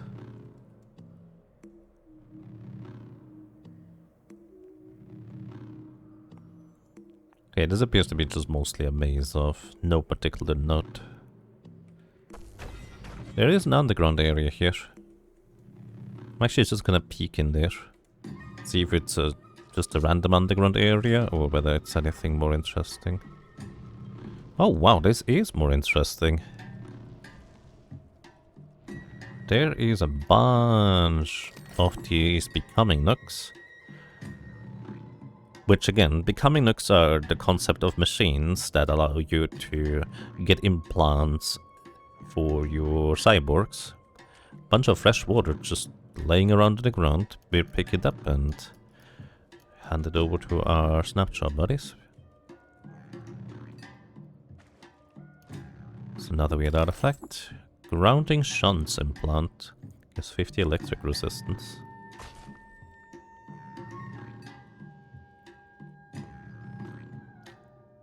I didn't actually realize that these ruins could have interesting underground areas. I assumed these were just randomly generated stairs. Because I think last time I checked, oh, Goatfolk Village, through rifling through trash, we learned the location of them. Which likely doesn't matter. Aside from information for interested parties. Anyways, this was more interesting than I initially expected it to be. That's very nice. But yeah, I've checked underground areas before and they never seem particularly useful or interesting. Turns out I should check them more often. But I kind of at this point don't expect there to be anything else, but there can always be just a random bookshelf hiding away in some corner. As well as some just silver and copper, I guess.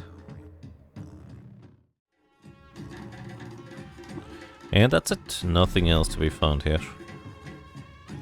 Going a bit in an arc, back to 6 days Sculpt, and I'll let you know if I find anything interesting. Alrighty, so here's another one. All the way on the southeast of the 6 days Tilt, we found some brain brine on this Ichor merchant. And maybe some information about stuff. Surashir history, yep, it actually new. Engraved glass bottle, Mexes, we already knew that one. Okay, I would like to buy this brain brine because once again we can just learn all sorts of interesting things from that. And thanks to having minions, I don't need to worry about losing the ego myself.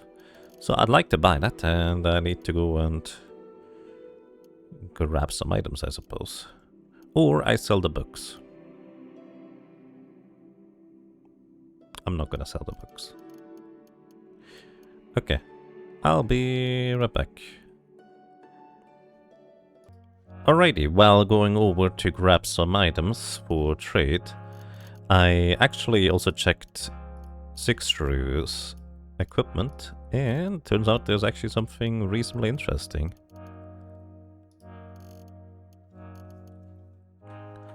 Here, Sixru has two things I'm interested in. For one, I don't know if a two-handed sword is all that great. But there is a crystal greatsword which I think I genuinely have never seen before. And there's crystal boots that I would like to have for our future compatriot. Plus a dysfunctional AI master unit. I don't know what bit this is, but it's probably reasonably valuable. So I'm gonna want to buy that as well. So, in exchange for... No, considering a multi-weapon Grandmaster on Uwe, I'm not gonna buy the book. But I would like to buy the boots. Wait, don't sell the coronet. I need a tiny bit more money. Is good enough. Yes, we trade. Put the thing, by the way, Sixru is standing on top of the chest because walking into spaces is difficult in this game sometimes. Alrighty, we leave these ones here. I'm gonna also grab the books out of here for future setups, and because I'm gonna be trading a lot over in the 6-day stilt, I'm gonna grab extra items for trading, and I might actually have to go and trade a bunch of things over sometime soon. Alright, you get the armor for now, Ubu. We're gonna teleport back over to Stealth Grounds. Yeah. Oh, Ubu is not even overweight, of course, because I didn't actually give her all that much. So we're gonna put the books into this chest for future use. You know what, just put the Corpus Coolers in there too. I don't necessarily need to have that on me at all times. And Crystal Sharpener as well for potential future trades. I also put the Flume Flyer in here, just in case. That would be something useful. Righty, heading over to the Ichor Merchant. I just put everything away, didn't I? Hold up. I need something to trade over. Can I grab this? No, 5 too heavy. Alright, just put these things in here and trade goods. Finally want to get rid of that extra crystal shard mail that I don't need, because we have an extra flawless one now. Hello, mister. I'd like to buy your brain brine, please. And also, I think brain brine in the same way I could theoretically just duplicate if I really wanted to. But I'm more interested in just the occasional useful information from it rather than just hunting for all the secrets in the game, if that makes sense. Okay, I'd like to trade enough so we have some extra water to work with. I never tend to use these injectors anyways. Okay, sounds good. Who of you two actually would like to have the brain brine? Let me go and put this on the ground. Drop it on the ground. And Dominic Creature, you had some mental mutations, right? Spinnerets? No, those are... Oh, you rapidly advanced spinnerets. Well, I guess you probably have at least a higher chance of not getting snatched away when enemies are trying to grapple onto you and pull them towards you. I just wish you would do something more useful. Yeah, okay. Bardo has Beguiling. So that is in fact a mutation that I might want to care about. Ubu here has Temporal Fugue, I suppose. So she does also have useful things, but she's not gonna lose an extra modifier right now. So we're gonna pick up the vial of brain brine with her and drink it. We're gonna get confused. The world starts to swim. Spend a bunch of turns, shook off the confusion. You shake the water from your adult brain, but someone else's thought have already taken root. You gain 407 skill points. Your ego is permanently reduced by 1. Well, she has more skill points if I wanted to use those for some reason. I guess I could give her a spicer so she can add extra ingredients to her food whenever she's cooking with lignin starch for the speed stuff. Alternatively, Conatus would be nice, but you can't get it, you need more willpower. This would give her extra, like, sprint distance. Similarly, there's also a sprint distance in Longstrider here, but it costs 250 skill points. Then again, that might be as good as it gets. Let's give her extra sprint distance and swimming, so she can, well, has half the movement penalty in water. It's the short version. Anything else we can give you? She is kind of largely set on most things. We could start investing into access for her, since she does occasionally snap at enemies with her mouth. Well, she would if she didn't have the polyhedral rings equipped anyways. Wait, you're using an old longsword. I forgot about that part. Just because it's... Yeah, it makes sense, because this one is sharp for extra damage. I need to find you a better longsword, since you refuse to equip the Vibro Kopesh.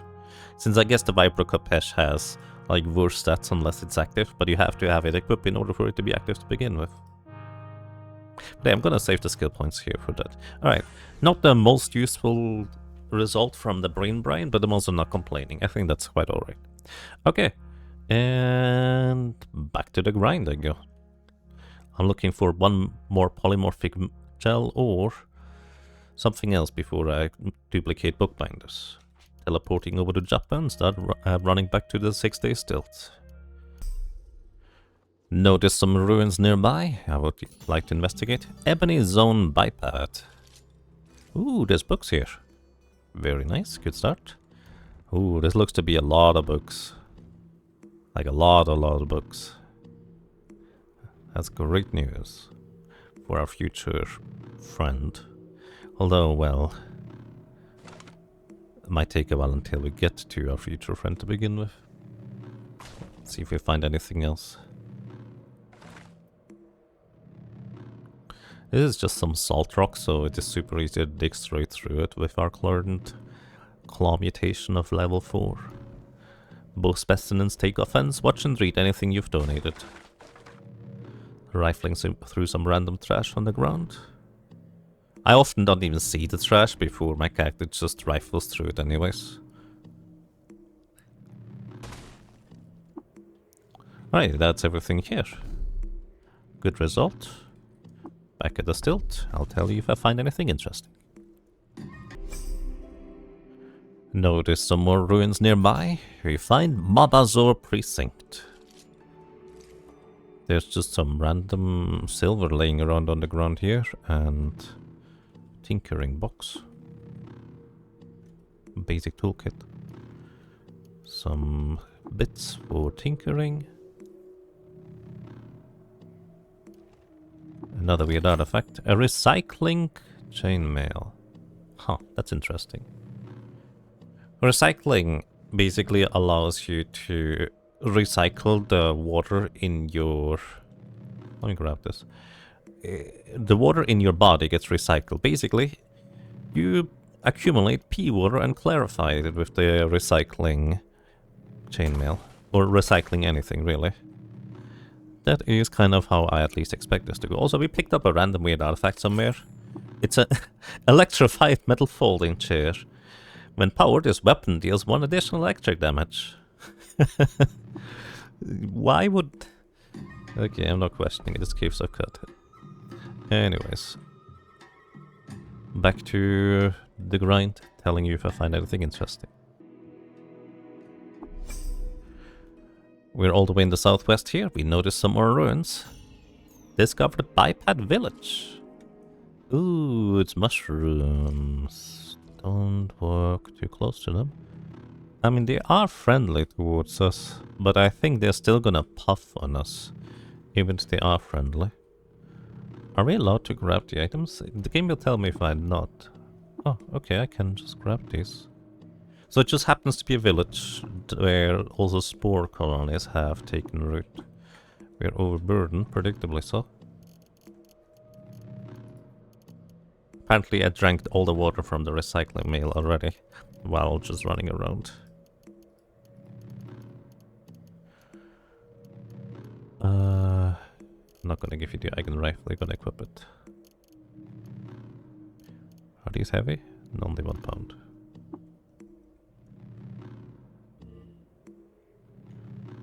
Okay, I'm gonna just... I think auto exploration should avoid the mushrooms.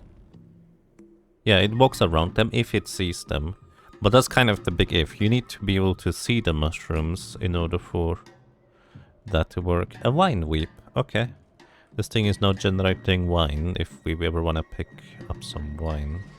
Although I don't tend to look for that currently. It's a lot of books here, that's really good. And a stabilizer arm locks implant.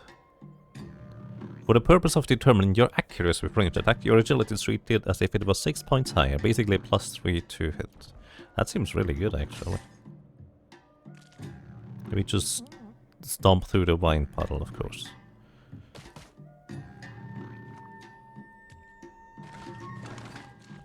Alright. Gonna explore the rest manually, because I don't want to accidentally run into mushrooms. There's a lot of books here.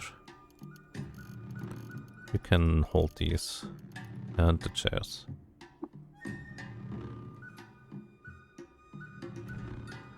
Alright, that was interesting. Alrighty, we are almost back to the 6-day stilt, but we noticed some more ruins nearby. We found the Dorkamus Den.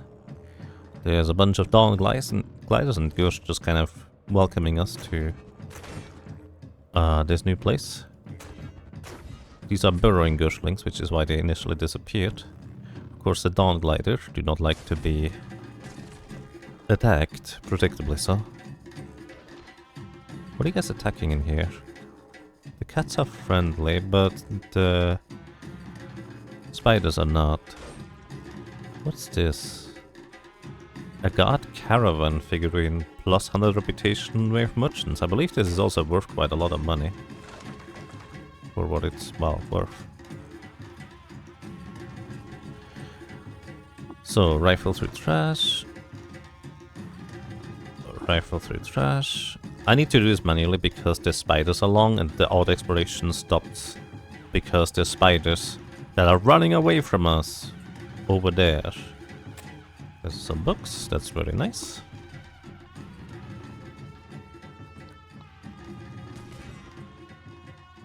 And just random salty water. Might as well clean all my items. Whenever I come by a random puddle of water, I just like to clean everything. Honestly, largely because this allows me to more easily see what my characters have equipped without checking things. Plus, the random slime pools and puddles, I don't necessarily want to have them in settlements. Alrighty, telling you when I find something interesting. Alrighty, I did in fact find something. This bookbinder, all the way in the southeast of the corner of the map, has 2 Schrödinger pages. Cabal, the Magenta Icicle. I believe we already visited them and they, well, we killed them. Actually, isn't this... Wait, isn't this where we encountered all of these oozes and such? Where we lost Gnomo? I think that is where that is. Anyways, gonna trade this random figurine in for these Schrödinger pages and a Roots chapter. Let me just real quick check the trader up to the northwest over here. See whether he has anything else. He does not. Alrighty, let's go ahead and entangle these texts with the Roots. On the 21st of Tum Ut, Mothu became admired by Roots for attending a funeral of their leader. Oh, I hope the tree body didn't die in Ezra village. Then again, it's all made up anyways, we're just entangling text. To minus 395, so Roots are still not happy with us, which, yeah, predictably so, we just keep knocking them over. Entangle text with the Magenta Icicle. To minus 305. Well, presumably their underground areas are considered their holy place, so if we go down there, we would be trespassing. So we would need to have at least 250 positive reputation in order to be able to do that. Let me just check real quick. Is it Cabal? I think that is the Magenta Icicle. Anyways, checking the Icar Merchant and Trauma Trader, and then we're off to the races again. Sorry if this is just more of a frantic episode. I'm basically just trying to catch up as to how I can do things. Also, there's some neutron flux. You know, I just realized I'm not going to be ever cooking a meal with neutron flux. But if I cook a meal with neutron flux with a character that I just recruited, wouldn't it be that big of a deal if they died, would it? But then again, I'm going through a lot of trouble to recruit them to begin with, so actually it is kind of a big deal. Anyways, if you cook with neutron flux, there's a 10% chance you straight up die, a 90% chance you just get +1 permanent armor value. I don't think the +1 armor value is worth it, generally speaking. Alrighty, we have found another friend. The Dromat Trader here has flawless crystal gauntlets. I would like to have these. These are flawless, so one more defense than the other ones we currently have. So we actually will be able to equip our new friend soon, Tim. Keeping these polyhedral rings, what else can I give you? I don't need the basic toolkit. I'd like to get rid of that one. Recycling armor, ape fur cloak. What else? Is that it? I guess I don't really want to trade in too much else.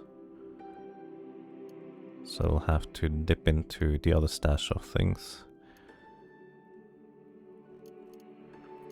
There's not a whole lot of items that I have on me. Like, this thing is just too valuable. I guess we could dip into the stack of berries at this stage. Because I did originally also buy them as a trade good. I do wonder, if I sell all my berries, there's a weird artifact worth 2,000. With the Eigen rifle, we actually still don't have enough money. We would need to sell more things. Like, for all I know, this could be amazing. Or not, it's 17 pounds. I don't know, it could just be an entirely useless ranged weapon, I guess. Anyways, we're gonna buy these gauntlets. And let's see, are you just gonna equip these flawless gauntlets? Here you go, Ubu. Nope, she already has them equipped, though she has better ones. I don't know which one it is. And you had regular crystal gauntlets. These ones are sturdy, so we're gonna keep these for our future friend. Okay, and that's that. Back over to just randomly wandering around until I find more Schrödinger pages as I go. I will probably cut out a lot more here from out, instead of just showing you every little thing. Until I find something interesting, I suppose. Like, actually really interesting, not just some random ruins with books. Okay, running around. Notice random ruins. Dalil dwelling. Yeah, okay. I'll probably just cut these ones out in the future. It's just some random stuff, maybe a little bit of money, some books, Sultan history. That's okay. Okay. See you later whenever we find more things, I guess. Of note. You discover a lair. Juice in the Feathered Serpent. Legendary Isahari Rifler. Okay, I'm listening. So this could be an opportunity for us here to get Isahari reputation. Okay, we're immediately attacked by a lot of Isahari. Predictably so, I suppose. They are no match for our current assortment of equipment. The funny thing is, what I will want to probably do in this situation is just clear the overworld.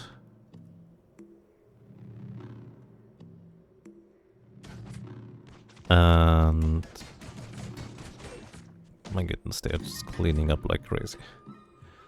Some random glow sphere, that's good trade value. Yeah, alright. Clear out the overworld is the plan. There's an engraved item down there. No new history. Once again, I'm just staring over here at the nearby objects list to see if there's anything of particular interest or note that I want to pick up. My goodness, there's a lot of bones here. Do you think the Isahari just have settled on top of a natural graveyard of creatures, or are they the ones responsible for this? I mean, they are raiders, so it's not too far-fetched to assume that they might have been the ones to cause this kind of thing. So maybe we would not want to be friendly with the Isahari anyways. But I'm gonna tell Ubu to stay here and Bardo to stay here, and I'm gonna go down in here myself to find the legendary Isahari guy. Because I am more than capable with my Viper Capes to just knock these poor guys out, and they cannot really damage me. I think the Ivory just leveled up by killing an Isahari Raider. There's a painted clay picture. Okay.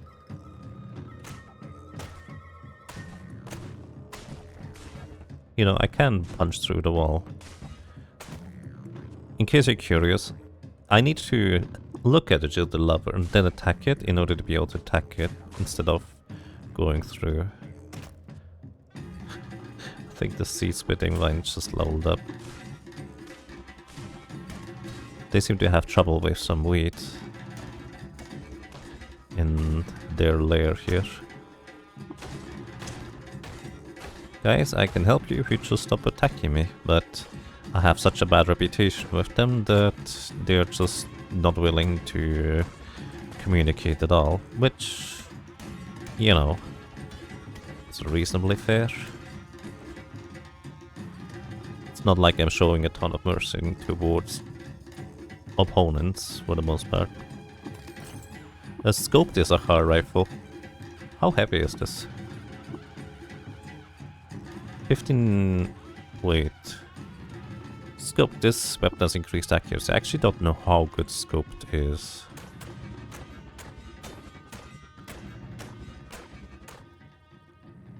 You know what I can do? I can use this integration here. You're too exhausted to act for 3 turns, but everything is dead anyways.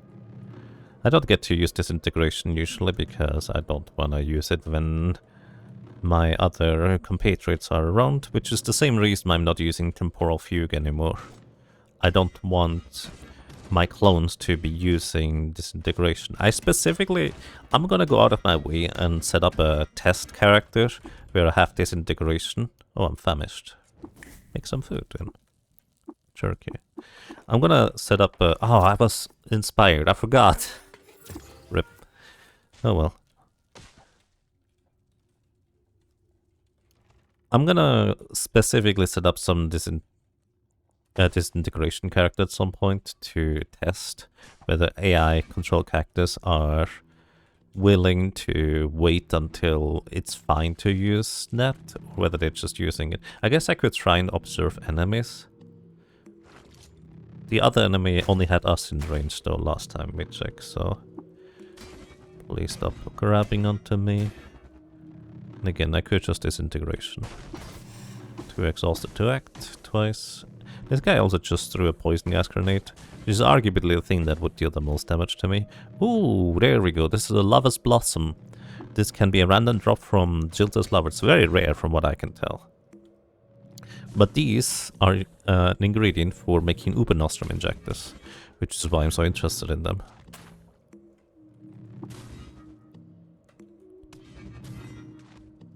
It's very slimy down here.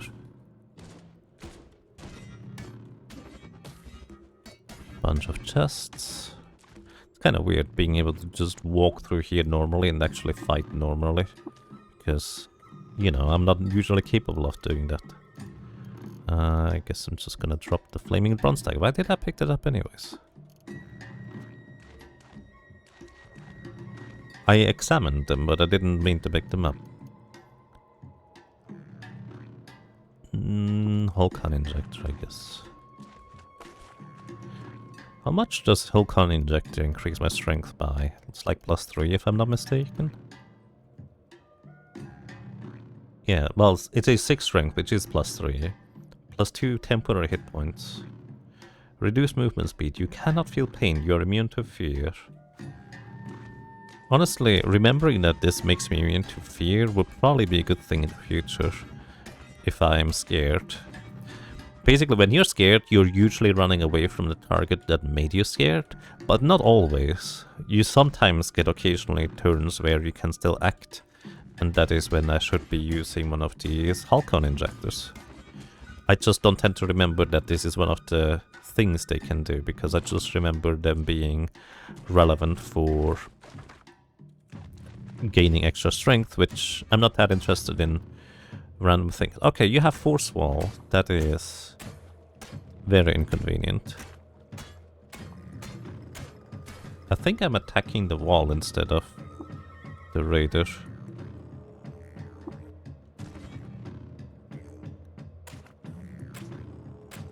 Yeah, I'm attacking the wall with the claw. So here's a little thing. I have a bracelet that allows me to get through these walls by walking into them, or at least has a chance to work.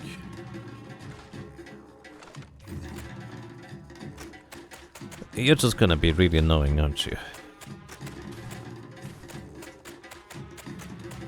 Anyways, my claws don't work too well. He's just gonna do the thing again. Oh, he confused himself. Excellent. Let me take a look at you. So we know you have confusion, we know you have force field, which I'm not terribly interested. He says like baboons and urchins. Baboons, reputation. I think we have ape reputation, but oh, baboons absolutely hate us. What about urchins? Minus 280. I don't think I care about urchins, honestly. So I would be fine doing the water ritual with this guy to get some reputation. I don't need to kill you. In fact, I absolutely don't want to kill you if I do the water ritual with you, because that would give me tremendous negatives. Like, literally every single character, no matter who they are, will dislike you strongly if you kill somebody that you have done the water ritual with. So what I can do is I can unequip the Vibro Cuppet, and I can equip a love injector in my primary hand, and then attack with it. If I penetrate his armor, he falls in love with me. Cool. He doesn't seem to understand you. He's very confused right now. Let's wait until the confusion wears off. There we go. Got nothing to say to lack salt. Well, I would like to just, you know, after murdering your band of compatriots, I would like to do the water ritual with you. 125 reputation. And let's see. I can share secrets with you. The Ebony Zone Biped and Shekesh. Actually, I don't want to tell him about the village. Zayan, town of Durkmas, was empty. It's a ruin. But Shekesh, I believe, was one of the villagers that I don't want to tell him about. Because otherwise he's going to go and raid them. Okay. And I am curious what you have in terms of equipment. He also has sleep gas. I got lucky he didn't use that, I guess. Otherwise that would have been even more annoying. Currently reduced intelligence and willpower because of the love injector. Really good stats across the board beyond that, though. Like, I think he has... Yeah, he has really good stats. Like, genuinely. Even mental mutations on this guy would be pretty competent. And only level 12. Honestly, I think this guy would be significantly better for me to recruit than the other one. So, I should probably go to the other one and do the border ritual with him as well, in that case. Actually, checking real quick. Oh, I can't even ask him to join me. Oh. Like, it doesn't even show me how much reputation I would need for that part. I wonder if that is only because we are so far in the negatives, and that's why the option doesn't show up, or whether that's just a general issue.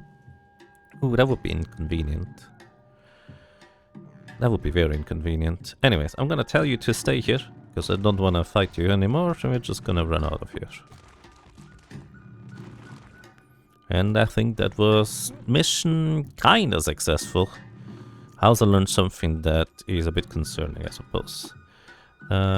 You can drink salt, by the way, if you want to. I was just curious if I could use the salt in order to clean myself of slime. That apparently is not an option. Okay. Come with me. Come with me, and... well, I might be back here later. Okay, you sense presence for into this place and time. I guess that kind of bound to happen, and I'm just randomly running around into different areas. There are 2 of these clowns again. Well, let's see.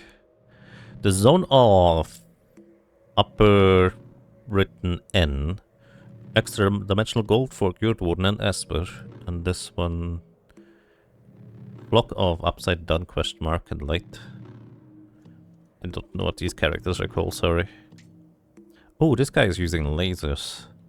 He's at a really long distance, I guess he misses sometimes. But lasers are super accurate, generally speaking. Okay, the other guy does not appear to do anything currently. So Ubu and the other guy are just destroying him. This guy keeps shooting laser. I'm just gonna let him shoot at me. He ran out of lasers. You only have so many laser charges. They recharge pretty quickly. But he does not get to do anything. And you get murdered by 3 Ubus. Okay.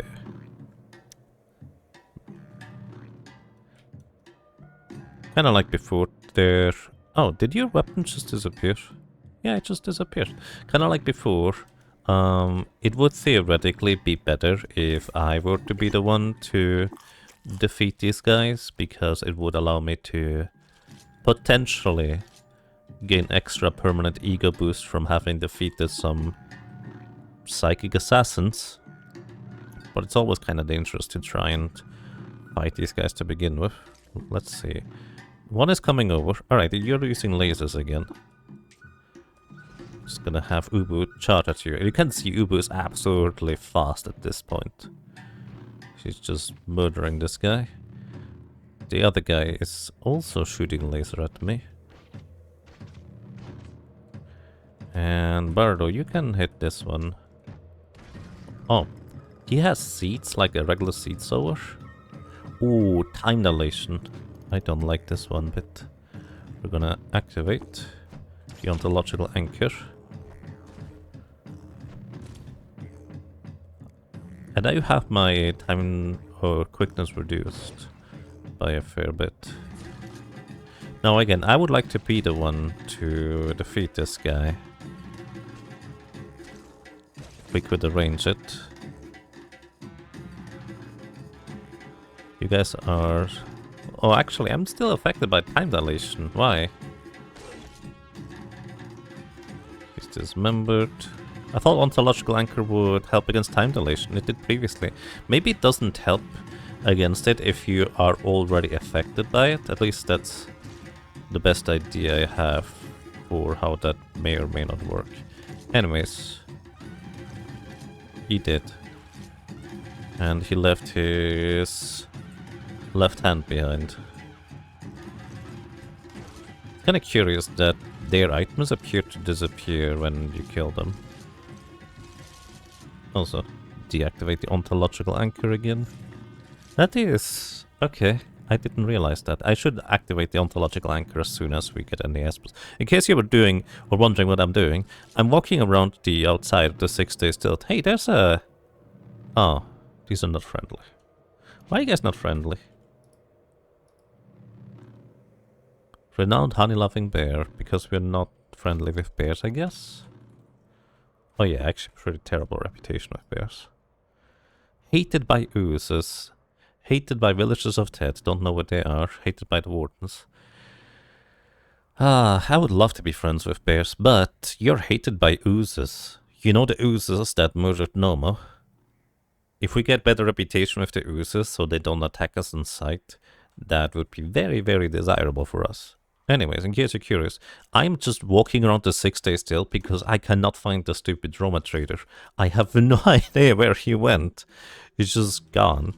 Anyways, let's just knock out these bears here. They're running away.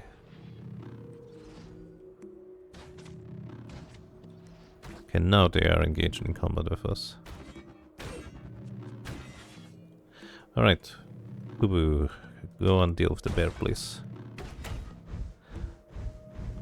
Okay, he attempted to use pyrokinesis on Ubu, but that's kind of ill-advised because she was just walking out of it in one turn. Ooh. Ooh. Ooh, okay. I'm listening. That's dangerous. Okay. Bardo, you just drop anything you do.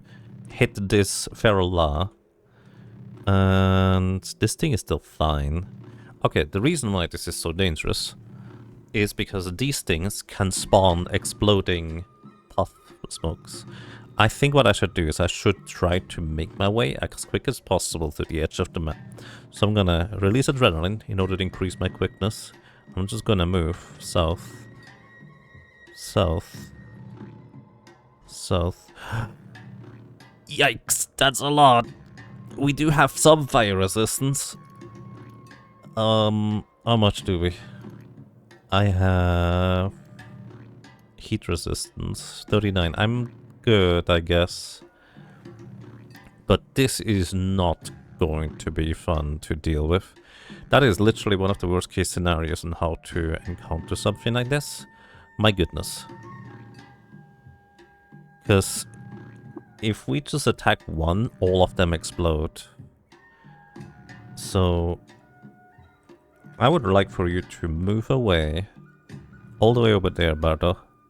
And Ubu, you move all the way to the edge of the map. We are just running for now, friends. This guy's exploding.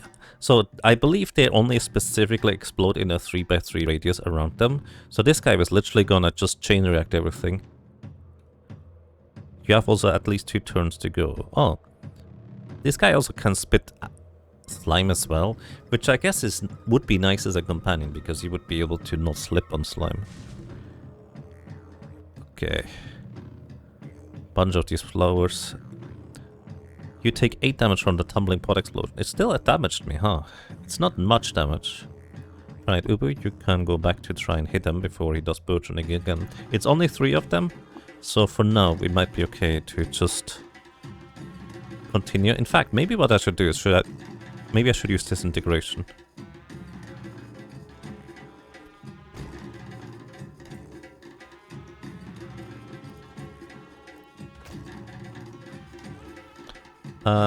Please attack the bear. What are you doing, Ubu? Get away. Okay, the bear is very dead. Villagers of Ted increase reputation, oozes as well. The wardens now are favored. Well, we are favored by the wardens. Okay, okay, okay. This is not over yet. Let me regroup. We're going away. No, I'm going to tell my buddies to stay because I don't trust them to be smart enough to evade these things and I need to deal with them. Okay, we can just walk away. There's a lot of dreadroot tubers here. My goodness, that's so many. But then again, all I need to do is just knock... Oh my goodness. That's a chain reaction. I've never seen this many feral law in one area. All I can do is just make them explode themselves. Actually, I was wrong. It's not a 3x3 area. It appears to be a 5x5, as in 2 spaces away from them is where they explode. Okay, we're almost through. Ouch, that still dealt damage to me. There's only 1 remaining. Let's see if disintegration would have done the trick. Okay, yeah, disintegration would have worked too. Okay. I think we would be fine with our resistances and HP levels at this stage, but you're never really safe when everything can just explode in your face. Let's be real. Anyways, come back with me, and I'm gonna try and find that stupid Roma trader. To be fair, maybe they're not stupid. There you are! Where are you? Wait, not the camp. All the way to the east. Did you just leave? No. Why did I stop going over there? Hi. No, that's not the same one. That's a Mechanimist convert. That is not the trader I'm looking for. There you are. Pariah to his people. And I stopped following, which means he's no longer in this screen. Ah, where did he go? Dude, I would like to trade. Maybe that's why he is a pariah to his people, because he's making himself really difficult to trade with. Anyways, back to my usual runs. And just a little bit later, we find the next polygel. This one is over in Ezra. And nothing else of interest. Actually, this one is engraved. Also, those are some super expensive artifacts. 41 pounds and 17 pounds. Again, if I knew the weight of various items, I might be able to determine as to what these things are about, but I have no idea. Gonna sell the regular chem cells because I'm not going to use them anymore. Wait, where's my trade goods? I guess I must have traded everything away by now, so that I do not in fact have that much trade good anymore. That's good to know. Can give me the vial. Yeah, there's just not a whole lot else. And these gloves we keep. Huh. Making sure I don't forget to keep the gloves. Put them in here. Metamorphic polygel. Oh, by the way, I didn't record it, but I got 2 more reading pages from an unspecified chapter and the Cult of Surashir. I don't remember if we've seen Surashir before, but it would be a thing. Also, I think I have to trade away the Eigen rifle for this.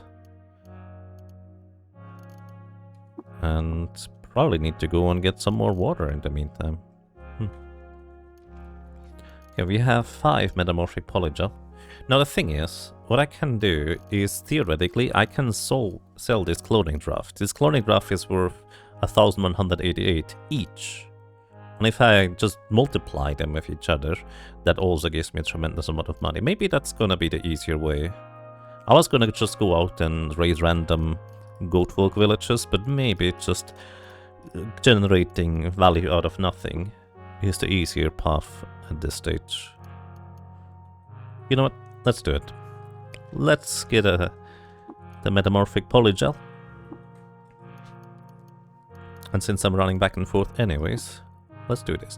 We're gonna pour this vial of cloning draft into another container. We're gonna put this into a canteen. Canteens, generally speaking, to my knowledge, are better than water skins, because you can hold acid in them. You cannot hold acid in water skins. Anyways, I don't think it really matters. We're gonna now apply this metamorphic polygel to the 1 dram of cloning draft. The polygel morphs into another canteen with draft.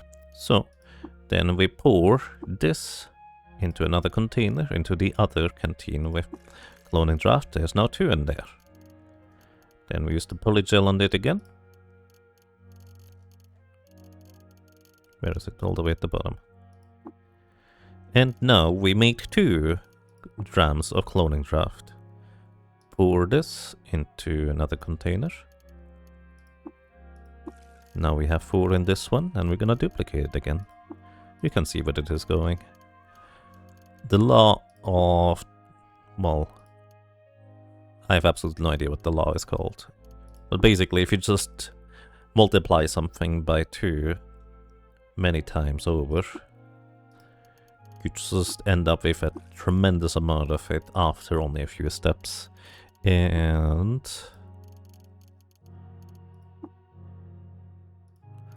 we now have 16.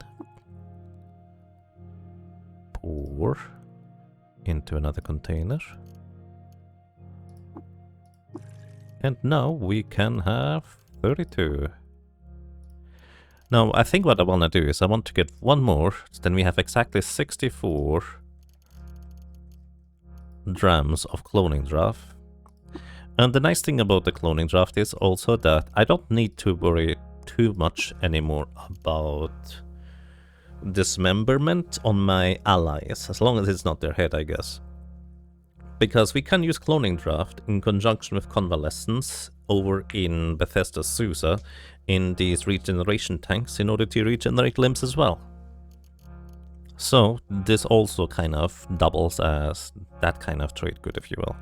Speaking of trade good, let me put the polyhedral rings in here so I don't forget that I want to keep those. And if you look at the price that we can get for this is 38,000 coins for 32 grams of cloning draft. So we just duplicated our money to a ridiculous degree. So any one more cloning draft that we find, I'll be able to duplicate. And this is kind of one of the ways to break the economy in Caves of Cut. At this stage, I feel like you kind of have seen how I can easily get a ton of money thanks to just defeating a bunch of goat folk, picking up their carbide weapons, heaping them onto my allies, then just selling them all at a time. And I think we can just securely say that I'm reasonably confident money is not of concern as long as I just keep doing this. But look at it this way. This is going to allow me to, in the future, not have to worry about picking up all the random weapons and instead just continue exploring, look for the interesting things instead. And we're just gonna use this as our main trade good. We just sell like 1 dram at a time and stuff like that. For which we can actually keep these vials on us, I suppose. So that's gonna be my objective. I'm not sure if I'm gonna cut the video here or just continue, but well, I'm not done with trying to get reputation. But speaking of which, we do have the Surashir chapter, the Cult of Surashir. As we know, Surashir is one of the Sultans. Entangle text. On the 18th of Shwut Ux, Mothtu became admired by the Cult of Surashir for explaining the meaning of the canticles Chromatic. Okay, they strongly disliked us before. Well, now we are just disliked instead of hated, I guess. So that's an improvement, I suppose. And we did get 1 chapter unspecified. I don't know if I can recruit Bardo here if I were to do the thing. Hated by worms, loved by snapjaws. Okay, we're gonna do the water ritual of Ubu here. Let's see if we can recruit her the normal way. Snapjaws are now indifferent to us. Oh, actually just passed the threshold, so neutral ones will no longer be aggressive. Arachnids hate us even more, so we do worms. And we have nothing to share. I'm pretty sure we can ask Snapshots to join us if we have high enough reputation with them. So I will assume the Izahari Raider just doesn't show the option because we're in the negatives currently. So I would also love to keep my reputation with grazing hedonists, oozes and succulents. So well, we gained 125 reputation for, well, a lot of reputation loss on the other guys. What about oozes at this point? Ooze. Minus 360. If I were to use the chapters, I would get to neutral with them, and they probably would let us be if we go back into the Mushroom Forest.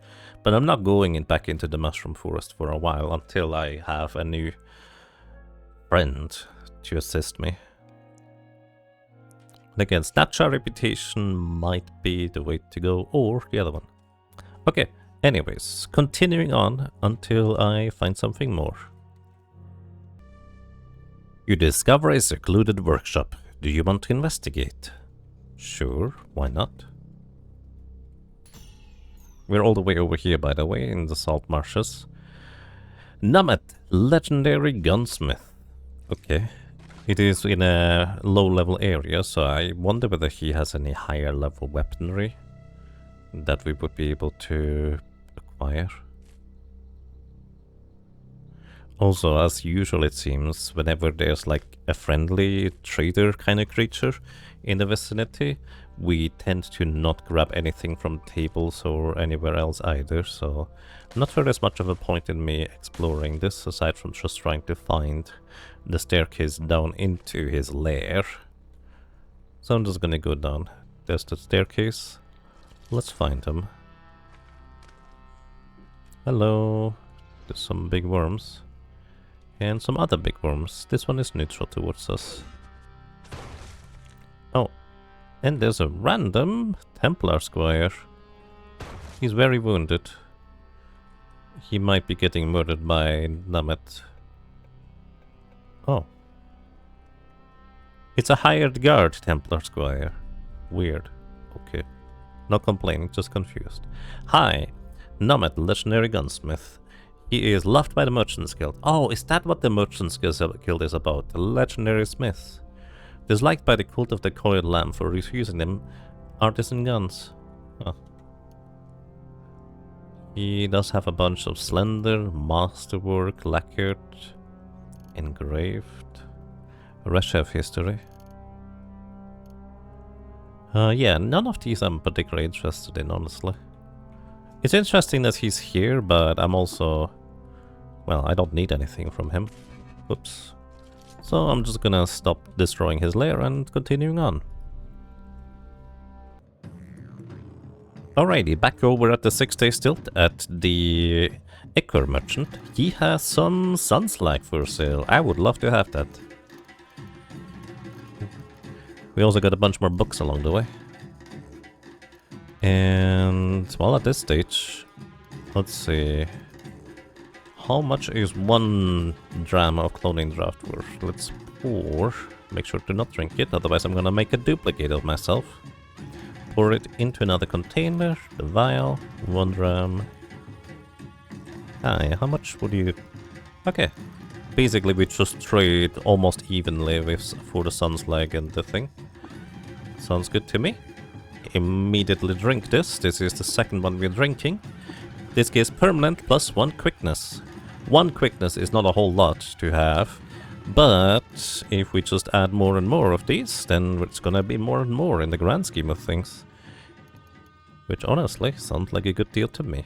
Okay, back to figuring out where the Droma trader is and other stuff. Oh! Oh, I'm just wandering around in these random ruins and there's a bloody tattoo gun. I mean, it's a tattoo gun, but it's bloody. But that's actually really nice. I will show that to you in just a moment. But also something, while I'm already here, let me note the timestamp real quick. 3:04:20. Something while I'm already talking anyways. I realized as to why Nomo died so quickly yesterday, and that is because it was a tetra sludge, which means it was like 4 sludges at the same time, and we've already noticed that like die sludges, as in double sludges, gave more experience than mono sludges, which presumably is a huge reason as to why, or well, they basically, from what I understand, become dramatically stronger whenever it's like multiple sludges heaped on top of each other.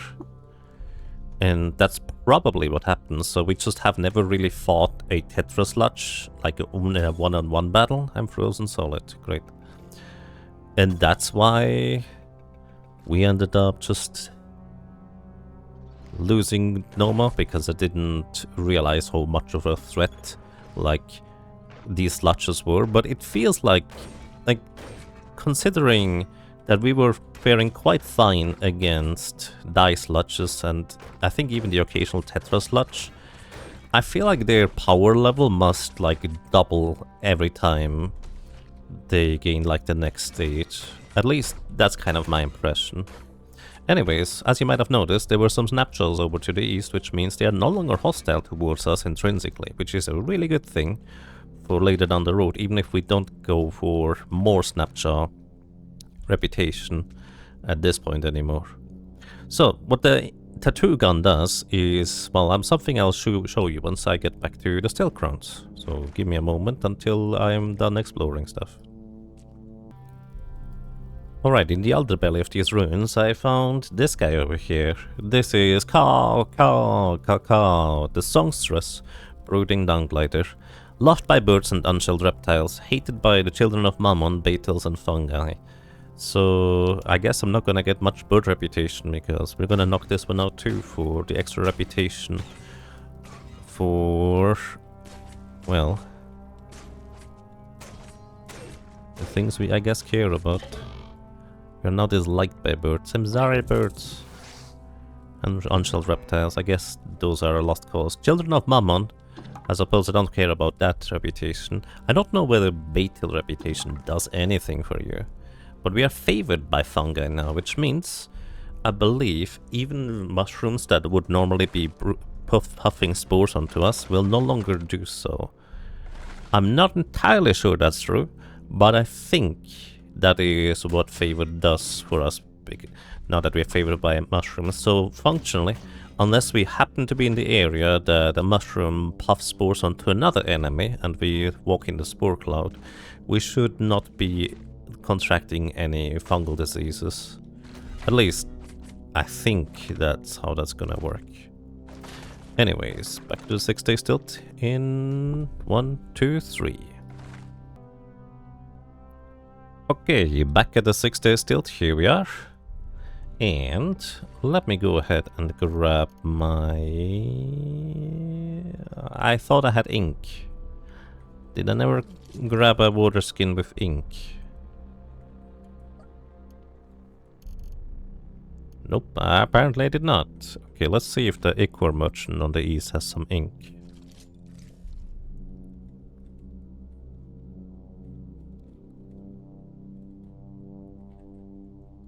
Greetings, sir.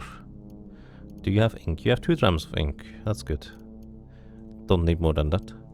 But I do need some money in order to trade with you, so take one of these. Ink, please. I don't need anything else. I already checked the painted bottle earlier. Okay, so I'm carrying too much to move. That is okay. I'm gonna pour this into another container, specifically the tattoo gun. Pour that in here. And what can we do with a tattoo gun? Well, we can tattoo our characters. That has 2 purposes. One, you can just tattoo yourself with anything that you feel like it. So I'm going to tattoo Ubu here. And I'm going to tattoo, I don't know, her scorpion tail. Now, let's actually just make it the same on everybody. Not everybody has a tail, I guess. I'm gonna tattoo your left arm.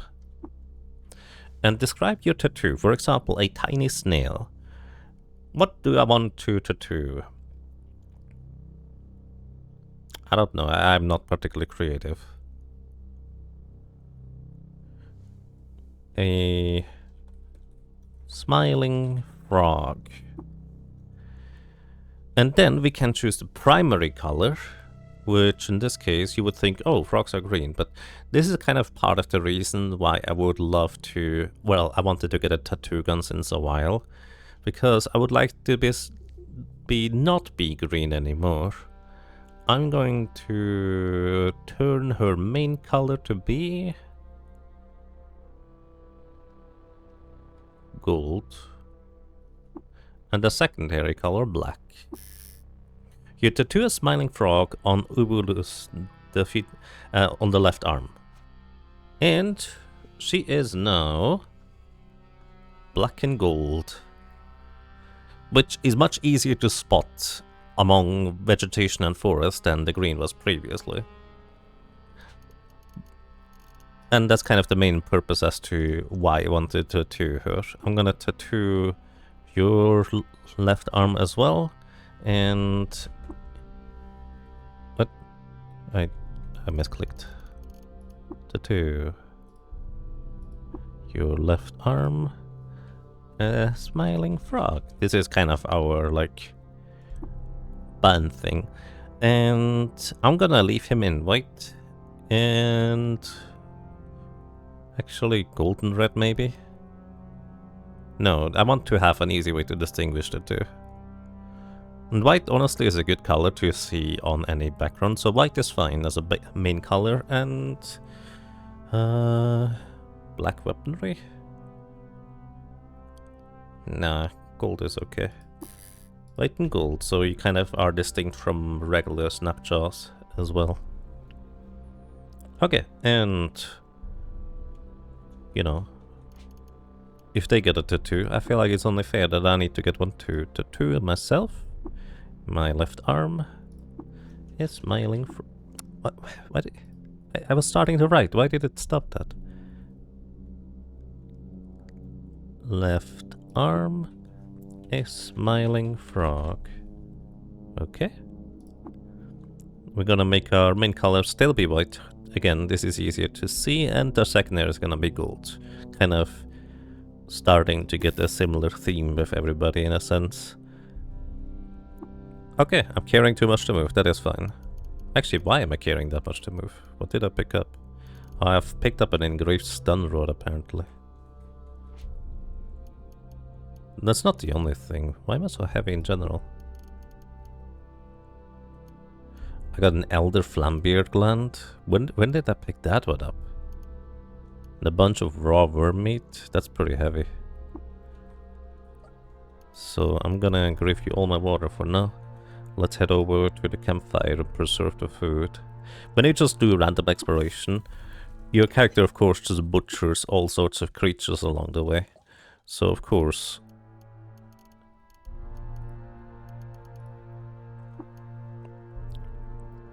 raw meat is pretty heavy.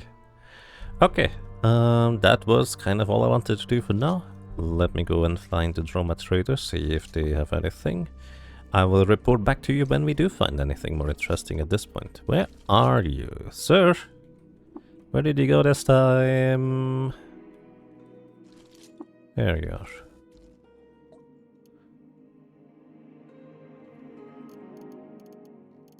Nothing of interest. Okay, later. Alrighty, we find another legendary dawn glider. Well, let's see where this leads us. I mean, I guess I'm just gonna have a really bad reputation with birds. I really didn't expect... I thought this would for sure be a winged mammal, but I suppose snakes do lay eggs, so it wouldn't be classified as a mammal. So I think it kind of makes sense. Oh hey, frogs are no longer hostile towards us. How nice. Unshelled reptiles. You would think that unshelled reptiles kind of includes frogs, but it doesn't. Frogs is a separate faction, apparently. Actually, is a frog a reptile? I guess it's called amphibious, isn't it? Or amphibian? Is that the same, like, level of category? I have honestly no idea. I'm not well versed in frog lore, if you will. And kind of like before, I'm just gonna leave my two buddies upstairs here. Stay please, stay please. The previous legendary gland glider that I found was just a random encounter chance, not actually a lair. Which is why I didn't bother recording the thing. Frogs are helping me deal with the turtles. Thanks, friends. I'm glad that I finally can say that frogs are friends. Well, maybe not as much friends as they just don't hate us, I suppose.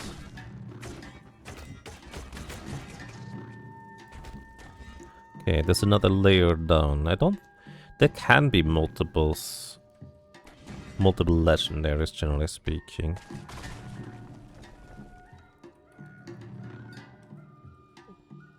But this appears to be largely everything on this floor. More chameleons. A random chest next to a doorway. A laser pistol. I take it, that's good trade value. Although I guess at this point I don't really have to worry too much about it anymore. There you are. Let's see. More chaos. Alrighty, loved by birds, hated by the cult of the coiled lamb. You know, I would actually love to do the water ritual with this one, because I would rather get reputation with birds and unshelled reptiles. I don't think the cult of the coiled lamb really matters much. Oh, maybe it does. We have 0. I genuinely have no idea where they are. But it does show like one of the statues of the sultans. Is that the Reshef? Is the Reshef the cult of the coiled lamb? Oh, yeah. The coiled lamb of Bigtales. So that is kind of like a Reshef lore. Or, well, that actually might be very important to have. Oh well. Oh, you have sleep gas too. I would prefer not to be put to sleep. I'm gonna try and freeze you so you can stop spreading your sleep gas.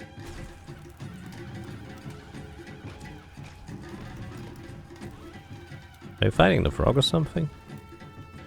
Anyways, dominate creature. You have release sleep gas, flaming ray, spin webs, fly, of course, as well as kindle. Kindle being basically useless. Spinnerets, sleep gas generation. No, nothing of particular interest, I would say. But I guess the question remains: do I want to? I'm actually genuinely not sure if I want to get reputation with unshelled reptiles by doing the water ritual with this one. And birds. I mean, it would be kind of nice to be nicer with them, but I will guess that the cult of the coiled lamb might be more important because it is tied to the sultans, and we will be more involved with that stuff later. Anyways, I'm gonna wait until the sleep gas dissipates, then I'm gonna move you, I suppose, upstairs. Oh, right, because I'm controlling the Dawn Glider. I'm frozen solid. I'm frozen solid. I'd like for my snapshot buddies to knock out this legendary Dawn Glider. So... oh, I can't tell you to attack me, that's awkward. Okay, I'm gonna break domination and just walk back outside. Well, once the total lets me through, I guess.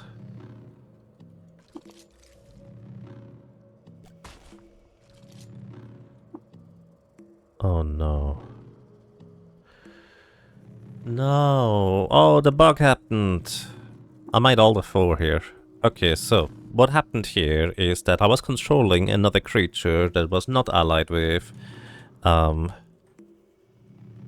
my snapshot buddies. I looked at my snapshot buddies, tried to interact with them, noticed I can't. And now,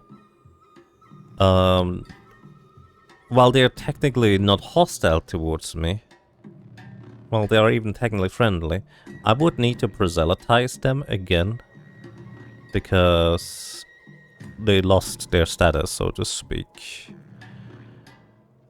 And they have much better stats now than they had before, so the chance of succeeding there is going to be much lower. Okay. Let's see. I think Bardo is the one we want to beguile, so I'm gonna beguile Ubu first, and then proselytize. I should just proselytize you directly. Oh! That just worked. Perfect. Now if I can just beguile you, and we will be back on our way.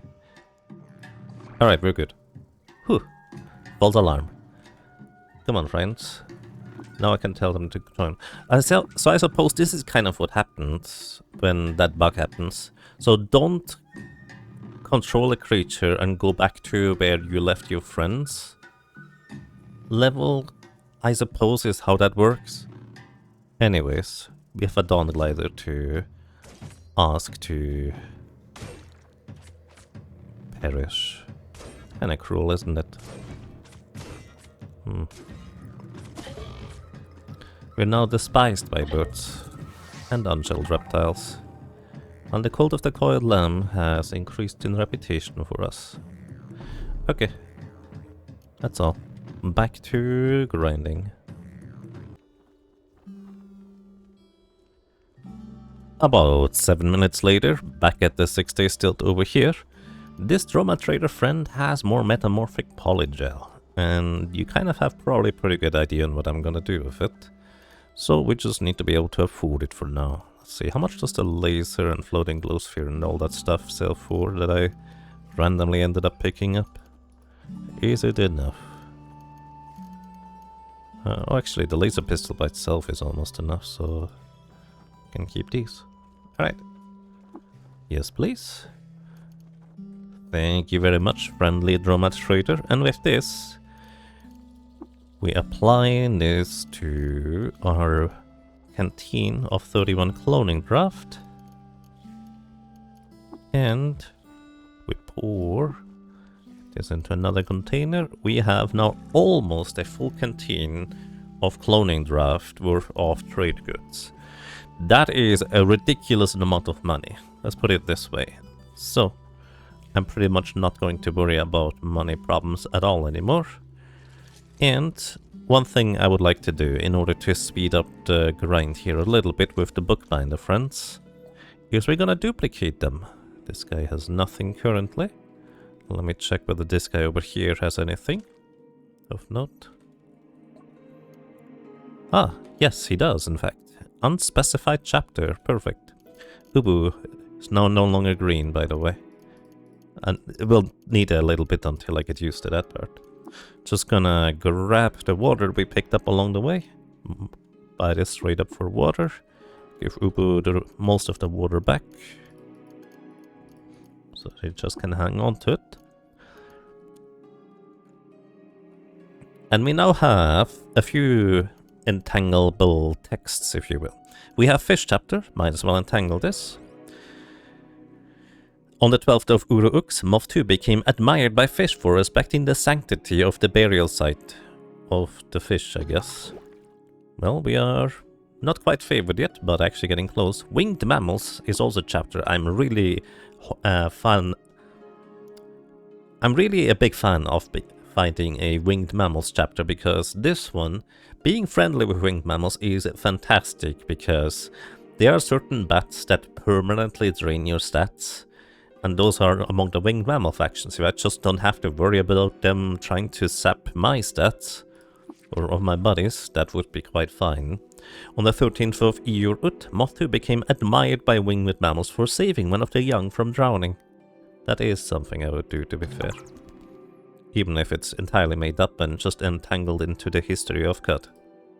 Okay, I think I need a little bit more reputation with them, and then winged mammals, even aggressive ones, should no longer attack me. We have 2 unspecified chapters. Now, I'm already friendly enough with the Snapjaw, so they're no longer attacking me on sight, which is good. So we could consider just going for the Isachar reputation directly. I don't think 2 unspecified chapters are enough to sway them. But maybe it is. Anyways. Oh yeah, one thing I actually meant to mention. I'm pretty sure the reason why we don't get the option for asking them to join me as a water sibling was because they are technically considered my follower, because they are, well, following me after they fell in love. So that's probably why we didn't get the option for getting them to join. Okay, I'm gonna do one more round of going for buying and all that stuff, and I'll meet you afterwards. Alrighty, we're back. So, I think I should probably make sure that I'm ending soon, because I have no idea how much I'm gonna cut out and how much is gonna be in the video. This might be too long. I would like to do 2 things.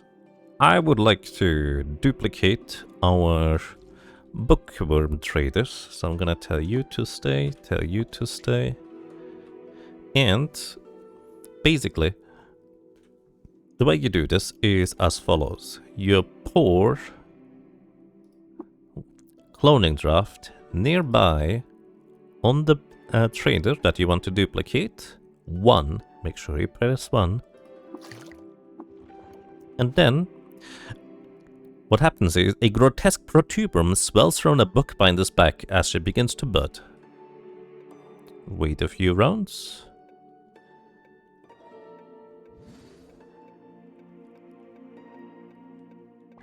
Plop. There's a bloody bookbinder. He can clean you, because might as well. And that's how you get more bookbinders. Right now, this new bookbinder has absolutely nothing to trade, but next time the bookbinders will stock up, they will, well, have more. So I'm gonna do this 10 times or something like that. And you need to make sure that the bookbinders do in fact get enough space so you can duplicate the vendors if you want to do this yourself.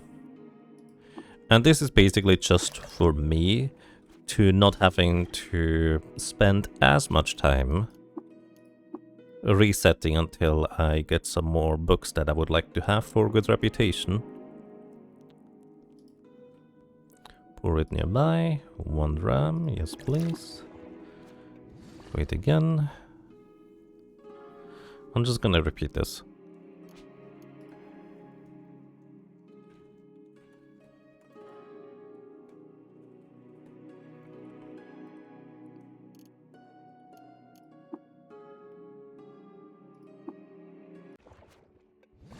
Alrighty. I think we'll call that good. They're eventually not gonna be blood anymore because I think the blood evaporates or something like that. Except for you, you're still bloody. Let me clean you. It's the least I can do for you. Okay. Wait, you didn't get cleaned. What? Clean. Huh. Apparently want to stay bloody. Okay. Anyways, that's a bunch of bookbinders, and that's gonna be much nicer for me in the near future to trade with. Come with me. Come with me. And I'm just gonna, once again, do the exact same round. I'm gonna teleport over to Ezra, see if our trader plant friend over here has anything worthwhile for us to trade. 6 through, hello. Do you have any more of the good stuff? You do not. That is okay. Then I teleport over to Joppa. Briefly visit Argive, because he might have some more item mods that I'm interested in. Hello, sir. He has Feathered. Feathered you can get extra reputation with birds. You know, that might be useful. I need a little bit more money. Ubu has a lot of money on her.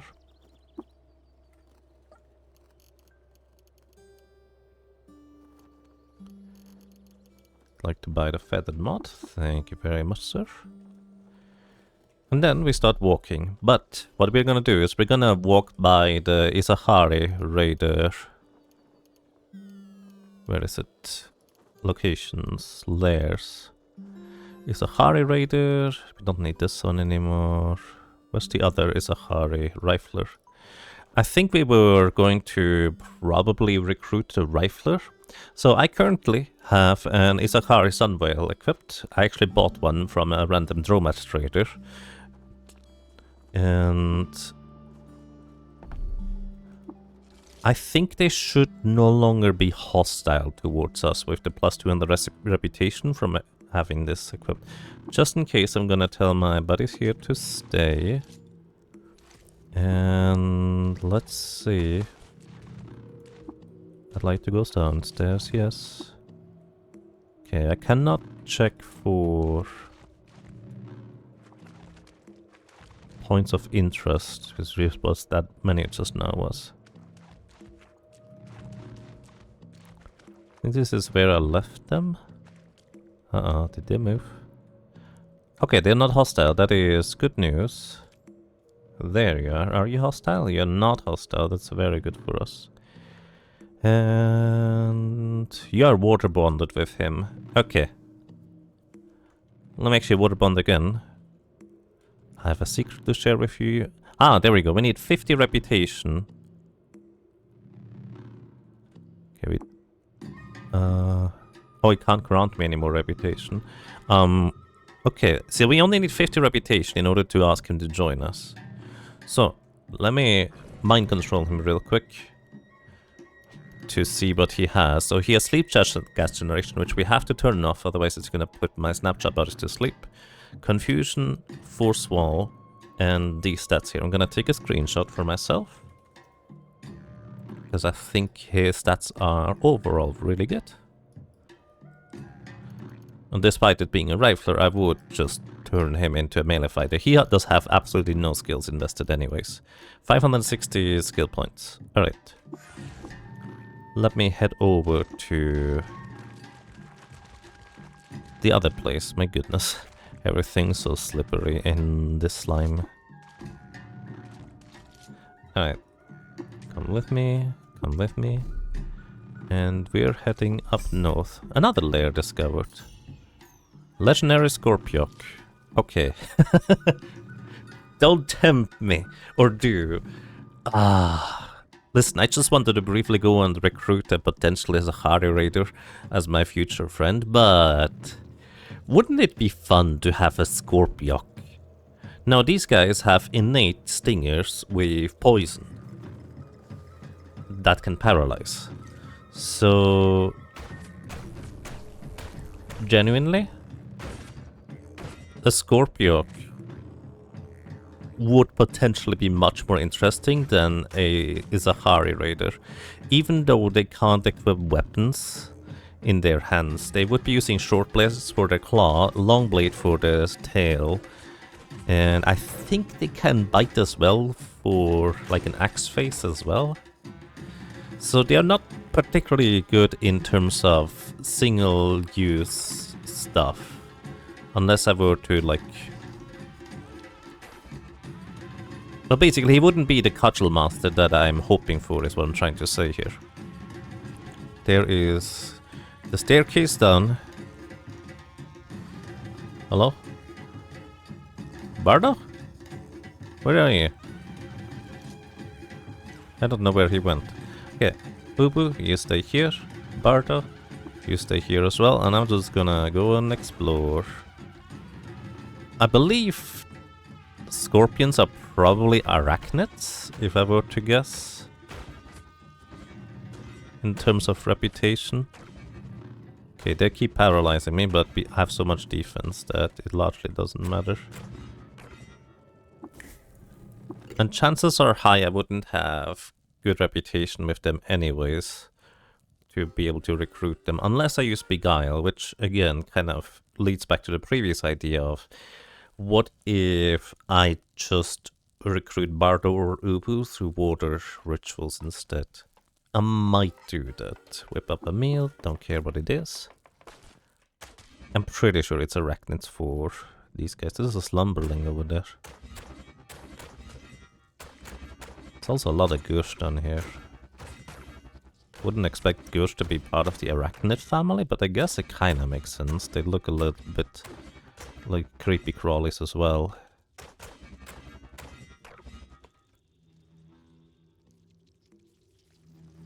Also, can I just point out that this is an iron gate, an open one. This is a deep shaft to fall down into. I keep mistaking one for the other. Like, I see the open gate and think, oh, I don't want to fall down there. No, that's not where you fall down. Which is a little bit awkward. I wish they would be a bit more distinct visually. Alright, where's the legendary? Okay, it goes further down.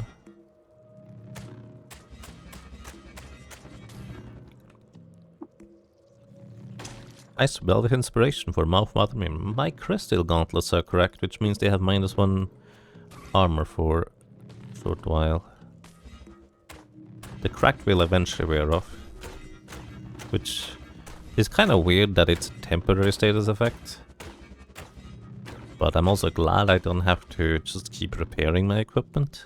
I've played Might and Magic 6 and 7 recently. Not Heroes of Might and Magic, just Might and Magic. Those are some old games, and they have the propensity to just have strong enemies... Oh, I just picked up a ton of fresh water. I'm actually just gonna drop that. I don't want that. I'm too heavy. Those games have the... well, habit. No, stop picking up the water canteen, please. I'm overburdened. I guess technically we could drop... No. No. It's just not what I need. Sorry. I keep interrupting myself. They have the habit of just breaking your equipment all the dang time. And in those games, generally speaking, it's really easy to repair stuff. You can even do it functionally 0 time, as in you do not need to invest any time in order for your cactus to get their equipment repaired. You just give it to one of your cactus that has the repair skill, right click on it, and then you give it back to the other cactus whose item is broken. If it was not the same one that has the repair skill, that is. It's another layer down. And basically what I'm trying to say is, in that game, once you have a repairs master that can repair literally anything, it's just annoying and does not really serve any further purpose. I'm just going to use this integration here. Too exhausted to act. It's just annoying to get that to happen. Okay. Shabothoth. Legendary Scorpiox. I had a Scorpiox as one of my followers in a previous run, and I feel like it performed adequate. I wasn't as blown away as I was by the four-cornered new, but this one could just be as strong. He's overwhelmed with terrors. That's kind of inconvenient, because I'm gonna control you for a second here. He has Stinger, Night Vision, no traits to speak of, absurdly high agility, and short blade proficiency. Once again, scorpions have their claws being short blades, their face is actually also short blades. Okay, never mind, they don't have an axe face, that's snapshots. And the stinger, which we already know is really good. This one, I'm pretty sure is paralyzing venom. Yeah, this is paralyzing venom, so we already know it's really, really good against all sorts of creatures. So, you don't have a stinger? I'm trying to use the sting ability. I don't have a stinger? What do you mean? I absolutely have a stinger right now. What? I am so confused. I don't have a stinger. I do. It's right here.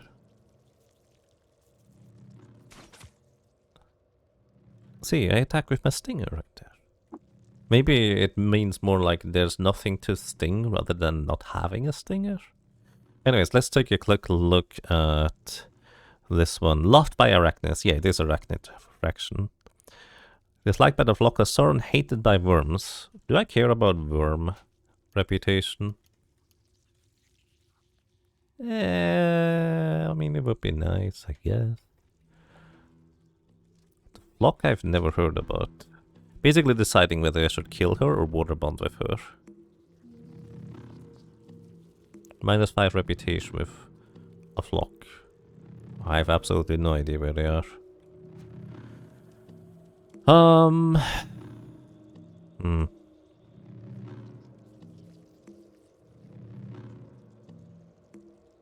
I guess arachnids are probably a bit of a lost cause, unless I focus on getting that much reputation. Actually, no, it isn't. It's not that bad.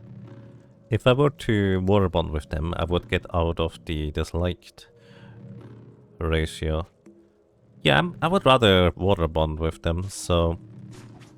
Stop. Your domination is broken. Oh. Well, that's inconvenient. The Electrofuge attacked me. Let me unequip this, and... Oh, do I have any more love injectors? I do. I have one.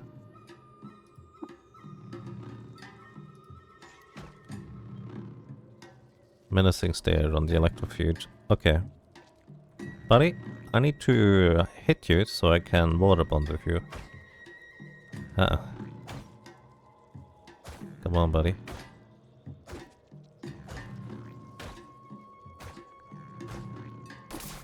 She falls in love with you. Okay, good. Now we're gonna water bond with you, Shabothoth.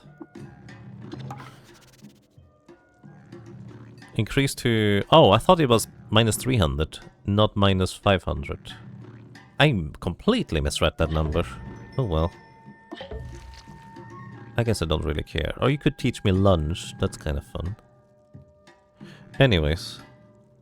I'm gonna tell you to stay here. Actually, do you have anything interesting to trade? No.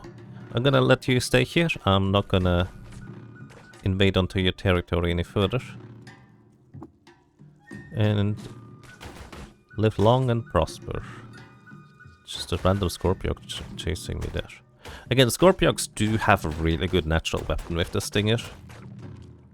Because we know that from Ubu, but I guess...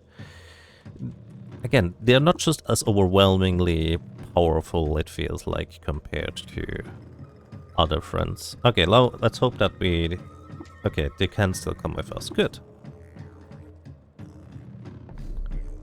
You know, I meant to end this episode quite a while ago, but right now I wanna compare the stats of the legendary Sahari friends. Choose in the sun is... Oh goodness. You're just gonna put us to sleep, buddy? He's admired by the Putus Templar. Okay, I'm not sure I wanna be friends with you, dude. Anyways, we're gonna get knocked prone because... Okay. I might need to choose a different color, because I just saw Ubu be yellow and thought, oh no, did she get heavily injured? No, no she didn't. I need to pick a different color. I need to pick a different color. This is not okay. I'm gonna spook myself this way. At least the main color should probably be still white, I suppose. Anyways, I'm just gonna spend time waiting until you no longer exude poison. Gonna dominate you briefly, because we're checking out your stats. Alrighty, comparison time. The Rifler previously had the same strength, 29. He had 30 agility, 30 toughness, so 2 more is what you have. 33 intelligence, that's the same for both. 30 willpower, you have 1 more, and you have 29 ego, which is also 1 more. So your stats across the board are a little bit better, and you have Sunder Mind, which frankly is a really, really powerful mental mutation. And he can get a lot more stats because he's level 12, 246 HP is actually the same amount of HP. So both of these guys I would be happy to have in my party. And honestly, it kind of makes more sense to have a melee guy that is already a raider rather than a rifler, because the rifler just would look weird. Okay, I'm gonna try and recruit this friend here into the party. Where are you going? No. See, that's why I will need to tell him to not do that. Just gonna wait until he's done. Okay. Acer. Water ritual, I guess. So we're gonna get disliked by Joppa and random village.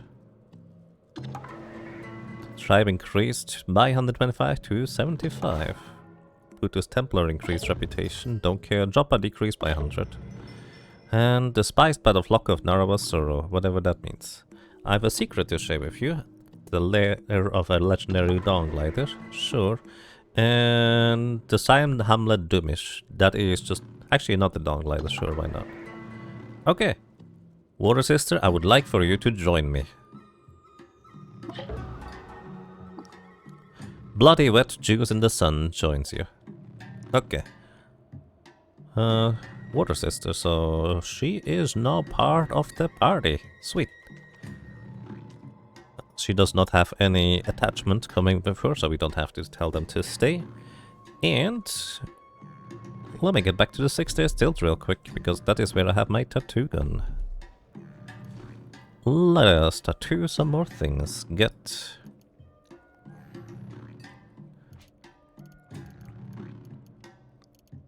tattooed. Where are you? By the way, if you have opinions on which color our friends should have, do let me know. But as you said, see, okay, it's gonna be on your right arm this time. A smiling turtle. Why not?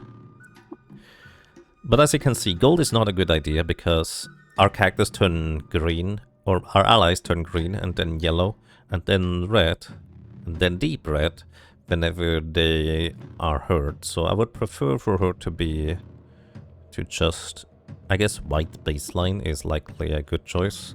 And you get red weaponry. Sweet. Okay. Then tattoo you. Gonna on your left arm a smiling frog. Why does it do that? I was just starting to write left arm. I was starting to write and then it just switched out of the menu. Probably because my mouse cursor is hovering outside the box, I would guess, and it's trying to input something outside the box. A smiling frog. Pork. Hope I didn't misspell it on the others. That would be kind of funny though. Okay, baseline white. And your secondary color is going to be blue. Okay. Everybody has a smiling frog, and you even have a smiling turtle tattooed. Smiling frog. Sweet. Okay, I forgot to clean up my stuff after we went down into the goopy area, so let me just do that real quick. And that's fine. Alrighty. And we have accumulated a lot of books. So, I even went to grab a weapon rack and just placed it here. Or an armor rack, I guess. Let's see, you have some more books that we can trade in. So, she is currently level 12, which for 200 HP, that is fantastic HP, because she also has really crazy good stats, honestly. We're gonna give her really high level equipment in just a moment. That's everything here. And there's a lot of books. Also, there's a second copy of Corpus Colis I picked up at some point. So this is why we're gonna trade this in here. This is not a mistake. Alrighty. That's a lot of books. It's loading. That is level 28 for us. For 37,597 experience. Okay. Uber gains 1 level, Barda gains 2 levels, and Choosing the Sun gains 4 levels from this, up to level 16 now.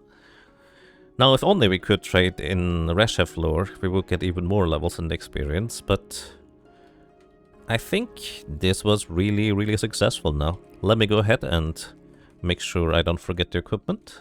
Was it in here? No, I put it over in the other place. Actually, let me make one last pass for our Dromat trader friend, if we find him here. And other than that, I'm gonna tell you guys to stay here real quick, because I don't want you to mess up my arrangement of bookbinders. They have restocked their inventory. Number 1 has nothing. You have nothing to trade. You have something to trade. It seems to be random as to how frequently they restock their inventory. Whoops. You have nothing to trade. Corner. You have nothing to trade. You have nothing to trade. Nothing to trade. You have something to trade. Nothing to trade. Nothing to trade. Nothing and nothing useful. Well, I mean, they had something to trade, but not really all that interested in just regular books. Although, technically speaking, we could just grind out experience this way if you really wanted to. But I think it is more engaging if I treat books more as a limited resource, where we eventually just run out of books to possibly trade in, and we have to go and fight things in order to acquire more experience along the way. Check out the Icar merchant real quick. Maybe he has more sun slag.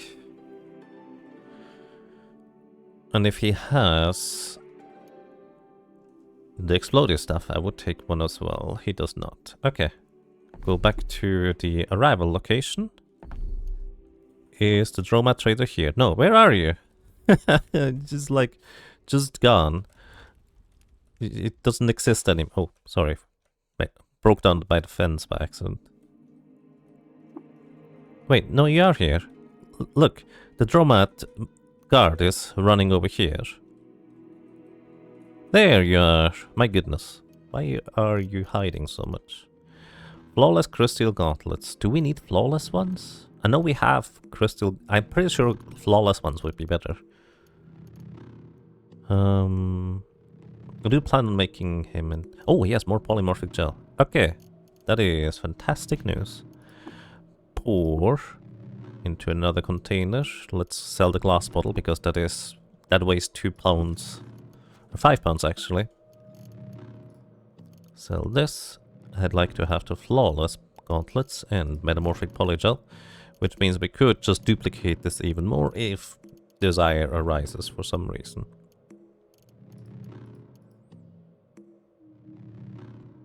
Okay, this looks to be pretty good for trade value, I would say. A bunch of grenades that I could trade in as well, but that's okay. Don't need to worry about that part. Right, trade in.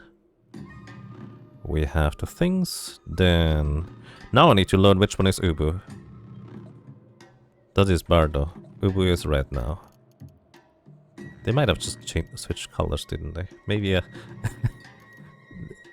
That's probably what I did. Anyways. Chapter Unspecified, I think we can now use to get Ooze reputation, so they don't murder us when we go back there. But let us teleport over to Ezra. See whether Sixru real quick has any more polygel. Hello. Another flawless crystal coronet. I probably don't care about. Because, actually no, flawless crystal coronet would be better than what we have. So I will take that in fact. Let me go ahead and trade that over. Also, I guess I can always figure out which one is Ubu purely based on who is the closest person to me, because she has so much movement speed, she can just easily catch up with me even with semi-random pathing. We take the flawless steel coronet. No, we don't sell the Vibro Capesh. Oh, right, I don't have that equipped anymore. I'm gonna sell the grenades. I'm too lazy to send them over for disassembly. Can sell this one in exchange, and... I'm curious what this weird artifact is. Let's see if we can trade over some more stuff. Keep those.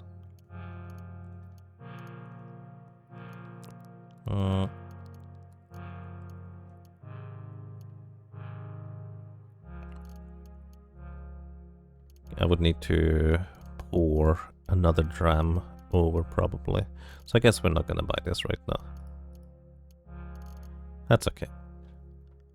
Although we do have 542 extra monies. I could just not sell things. That's okay. Alrighty. Let me grab your equipment. We have flawless crystal boots, gloves. Actually, gloves are... I'm just gonna leave those in here. We have better gloves now. So we have a full armor set. Armor, gloves, helmet, boots. And the 2 weapons. Then a face item with the polyhedral rings.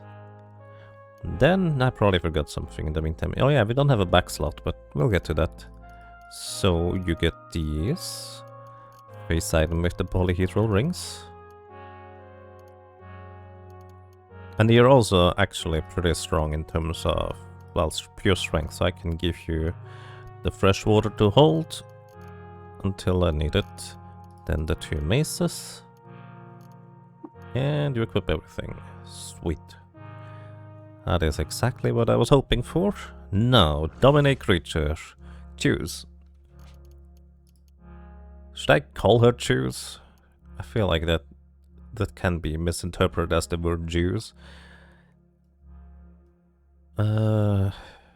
That's a little bit awkward. I don't want to get a negative impression of anything. Let's see. I'm actually curious whether I should invest into ego for her so she has a higher ability for Sunder Mind. Because she has a lot of HP, especially for her level. And she's gonna level up much more quickly than the other two, just thanks to that purely.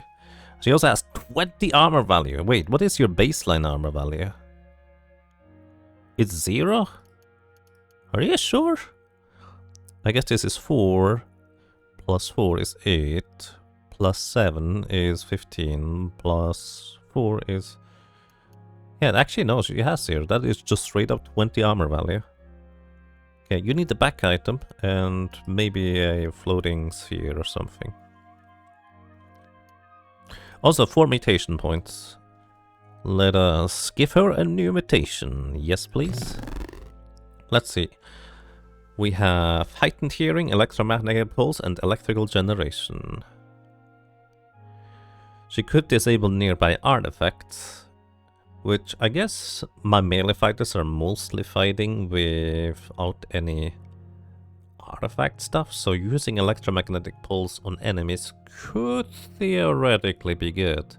It would disable my Vibro Capesh and my weapon, but beyond that, actually not a whole lot, would it? I don't know how good this is. Like, I genuinely have no idea. I guess it would work against robot. That could be good. I'm not interested in electrical generation because that is just gonna arc randomly and hurt my other friends, so let's take the electromagnetic pulse. Heightened hearing is basically like the smell of my snapjaws. You just hear creatures in a radius around you and you kind of sort of know what they are and where they are. I don't know whether there's a functional difference between hearing and smelling. Anyways, we don't need it. Electromagnetic pulse it is. Get the ability to emit pulse. That is unfit for physical mutation. But maybe rank 1 is perfectly sufficient. I don't know how good it is. I genuinely have no idea. I am tempted to just give her ego. For Sunder Mind. I'm gonna do this. Because Sunder Mind is such a powerful ability. You saw how scared I was, especially the early game, and still, it deals so much damage if you let it channel for a long time, and especially against enemies that have low willpower or mental armor, it is devastating. But before that, let's invest into skills. So, Order of Operations. She is gonna be cudgel-wielding maniac. We could give her a singular cudgel for single weapon fighting instead of multi-weapon fighting. Like, multi-weapon fighting is mostly good if you have multiple arms or something else to attack with as well. As it stands right now, 2 cudgels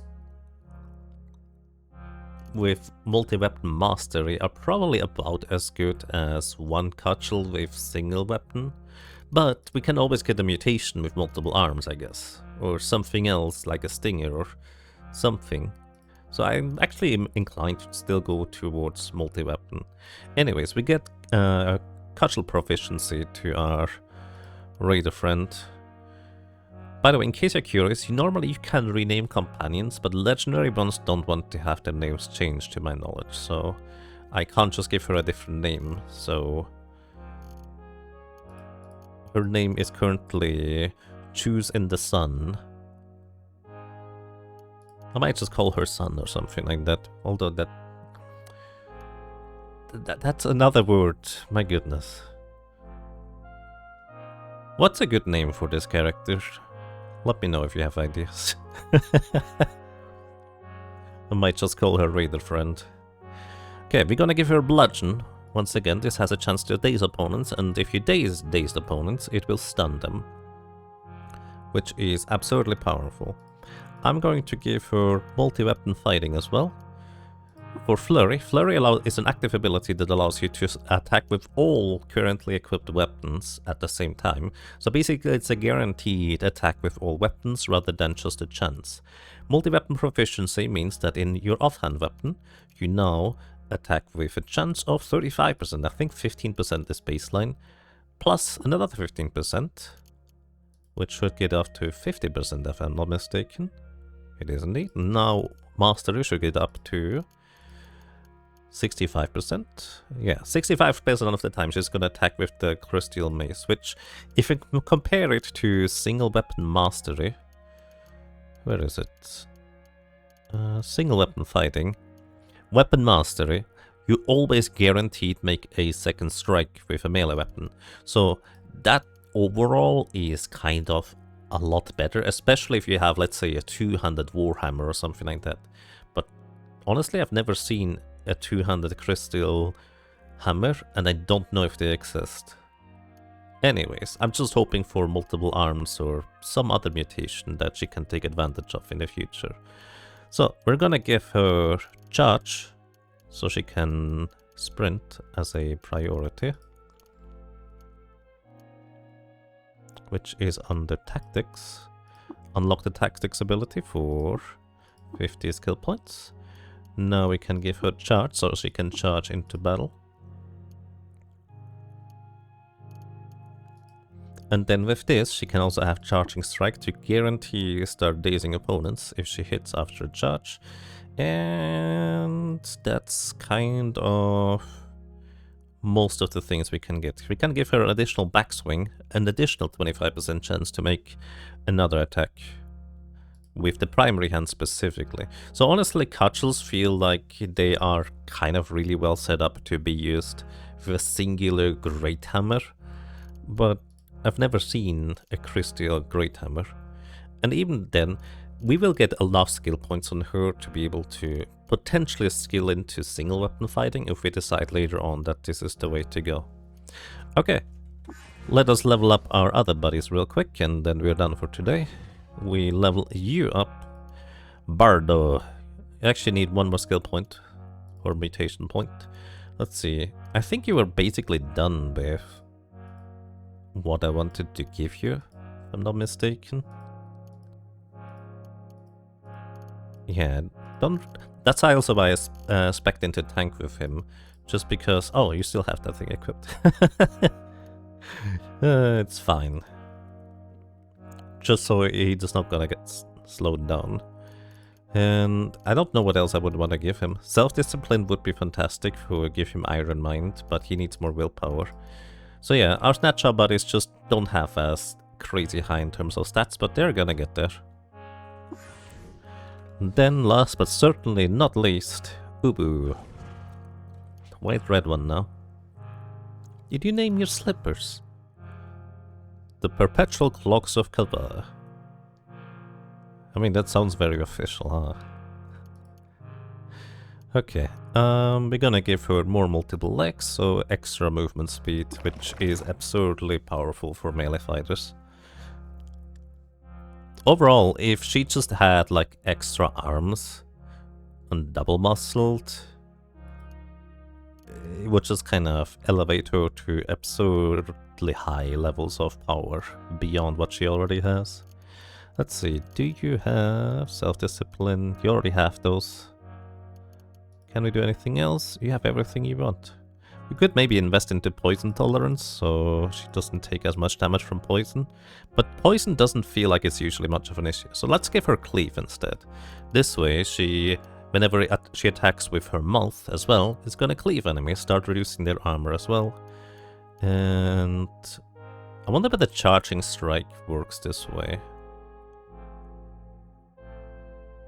If you charge with an axe and if you cleave their hit you cleave their armor, I wonder whether this works if I unlock Charging Strike on axe as well, because she already has Charging Strike on... No wait, she doesn't. She does not have Charging Strike. Oh, okay, I mean we can start investing into this, might as well. Okay, and then there's me. I have 3 skill points, or mutation points, I need 1 more. And I'm just gonna straight up invest more into ego, probably. Actually, why do I invest into ego? Disintegration is the only thing that I'm actually occasionally using, and I'm not even usually using it at all.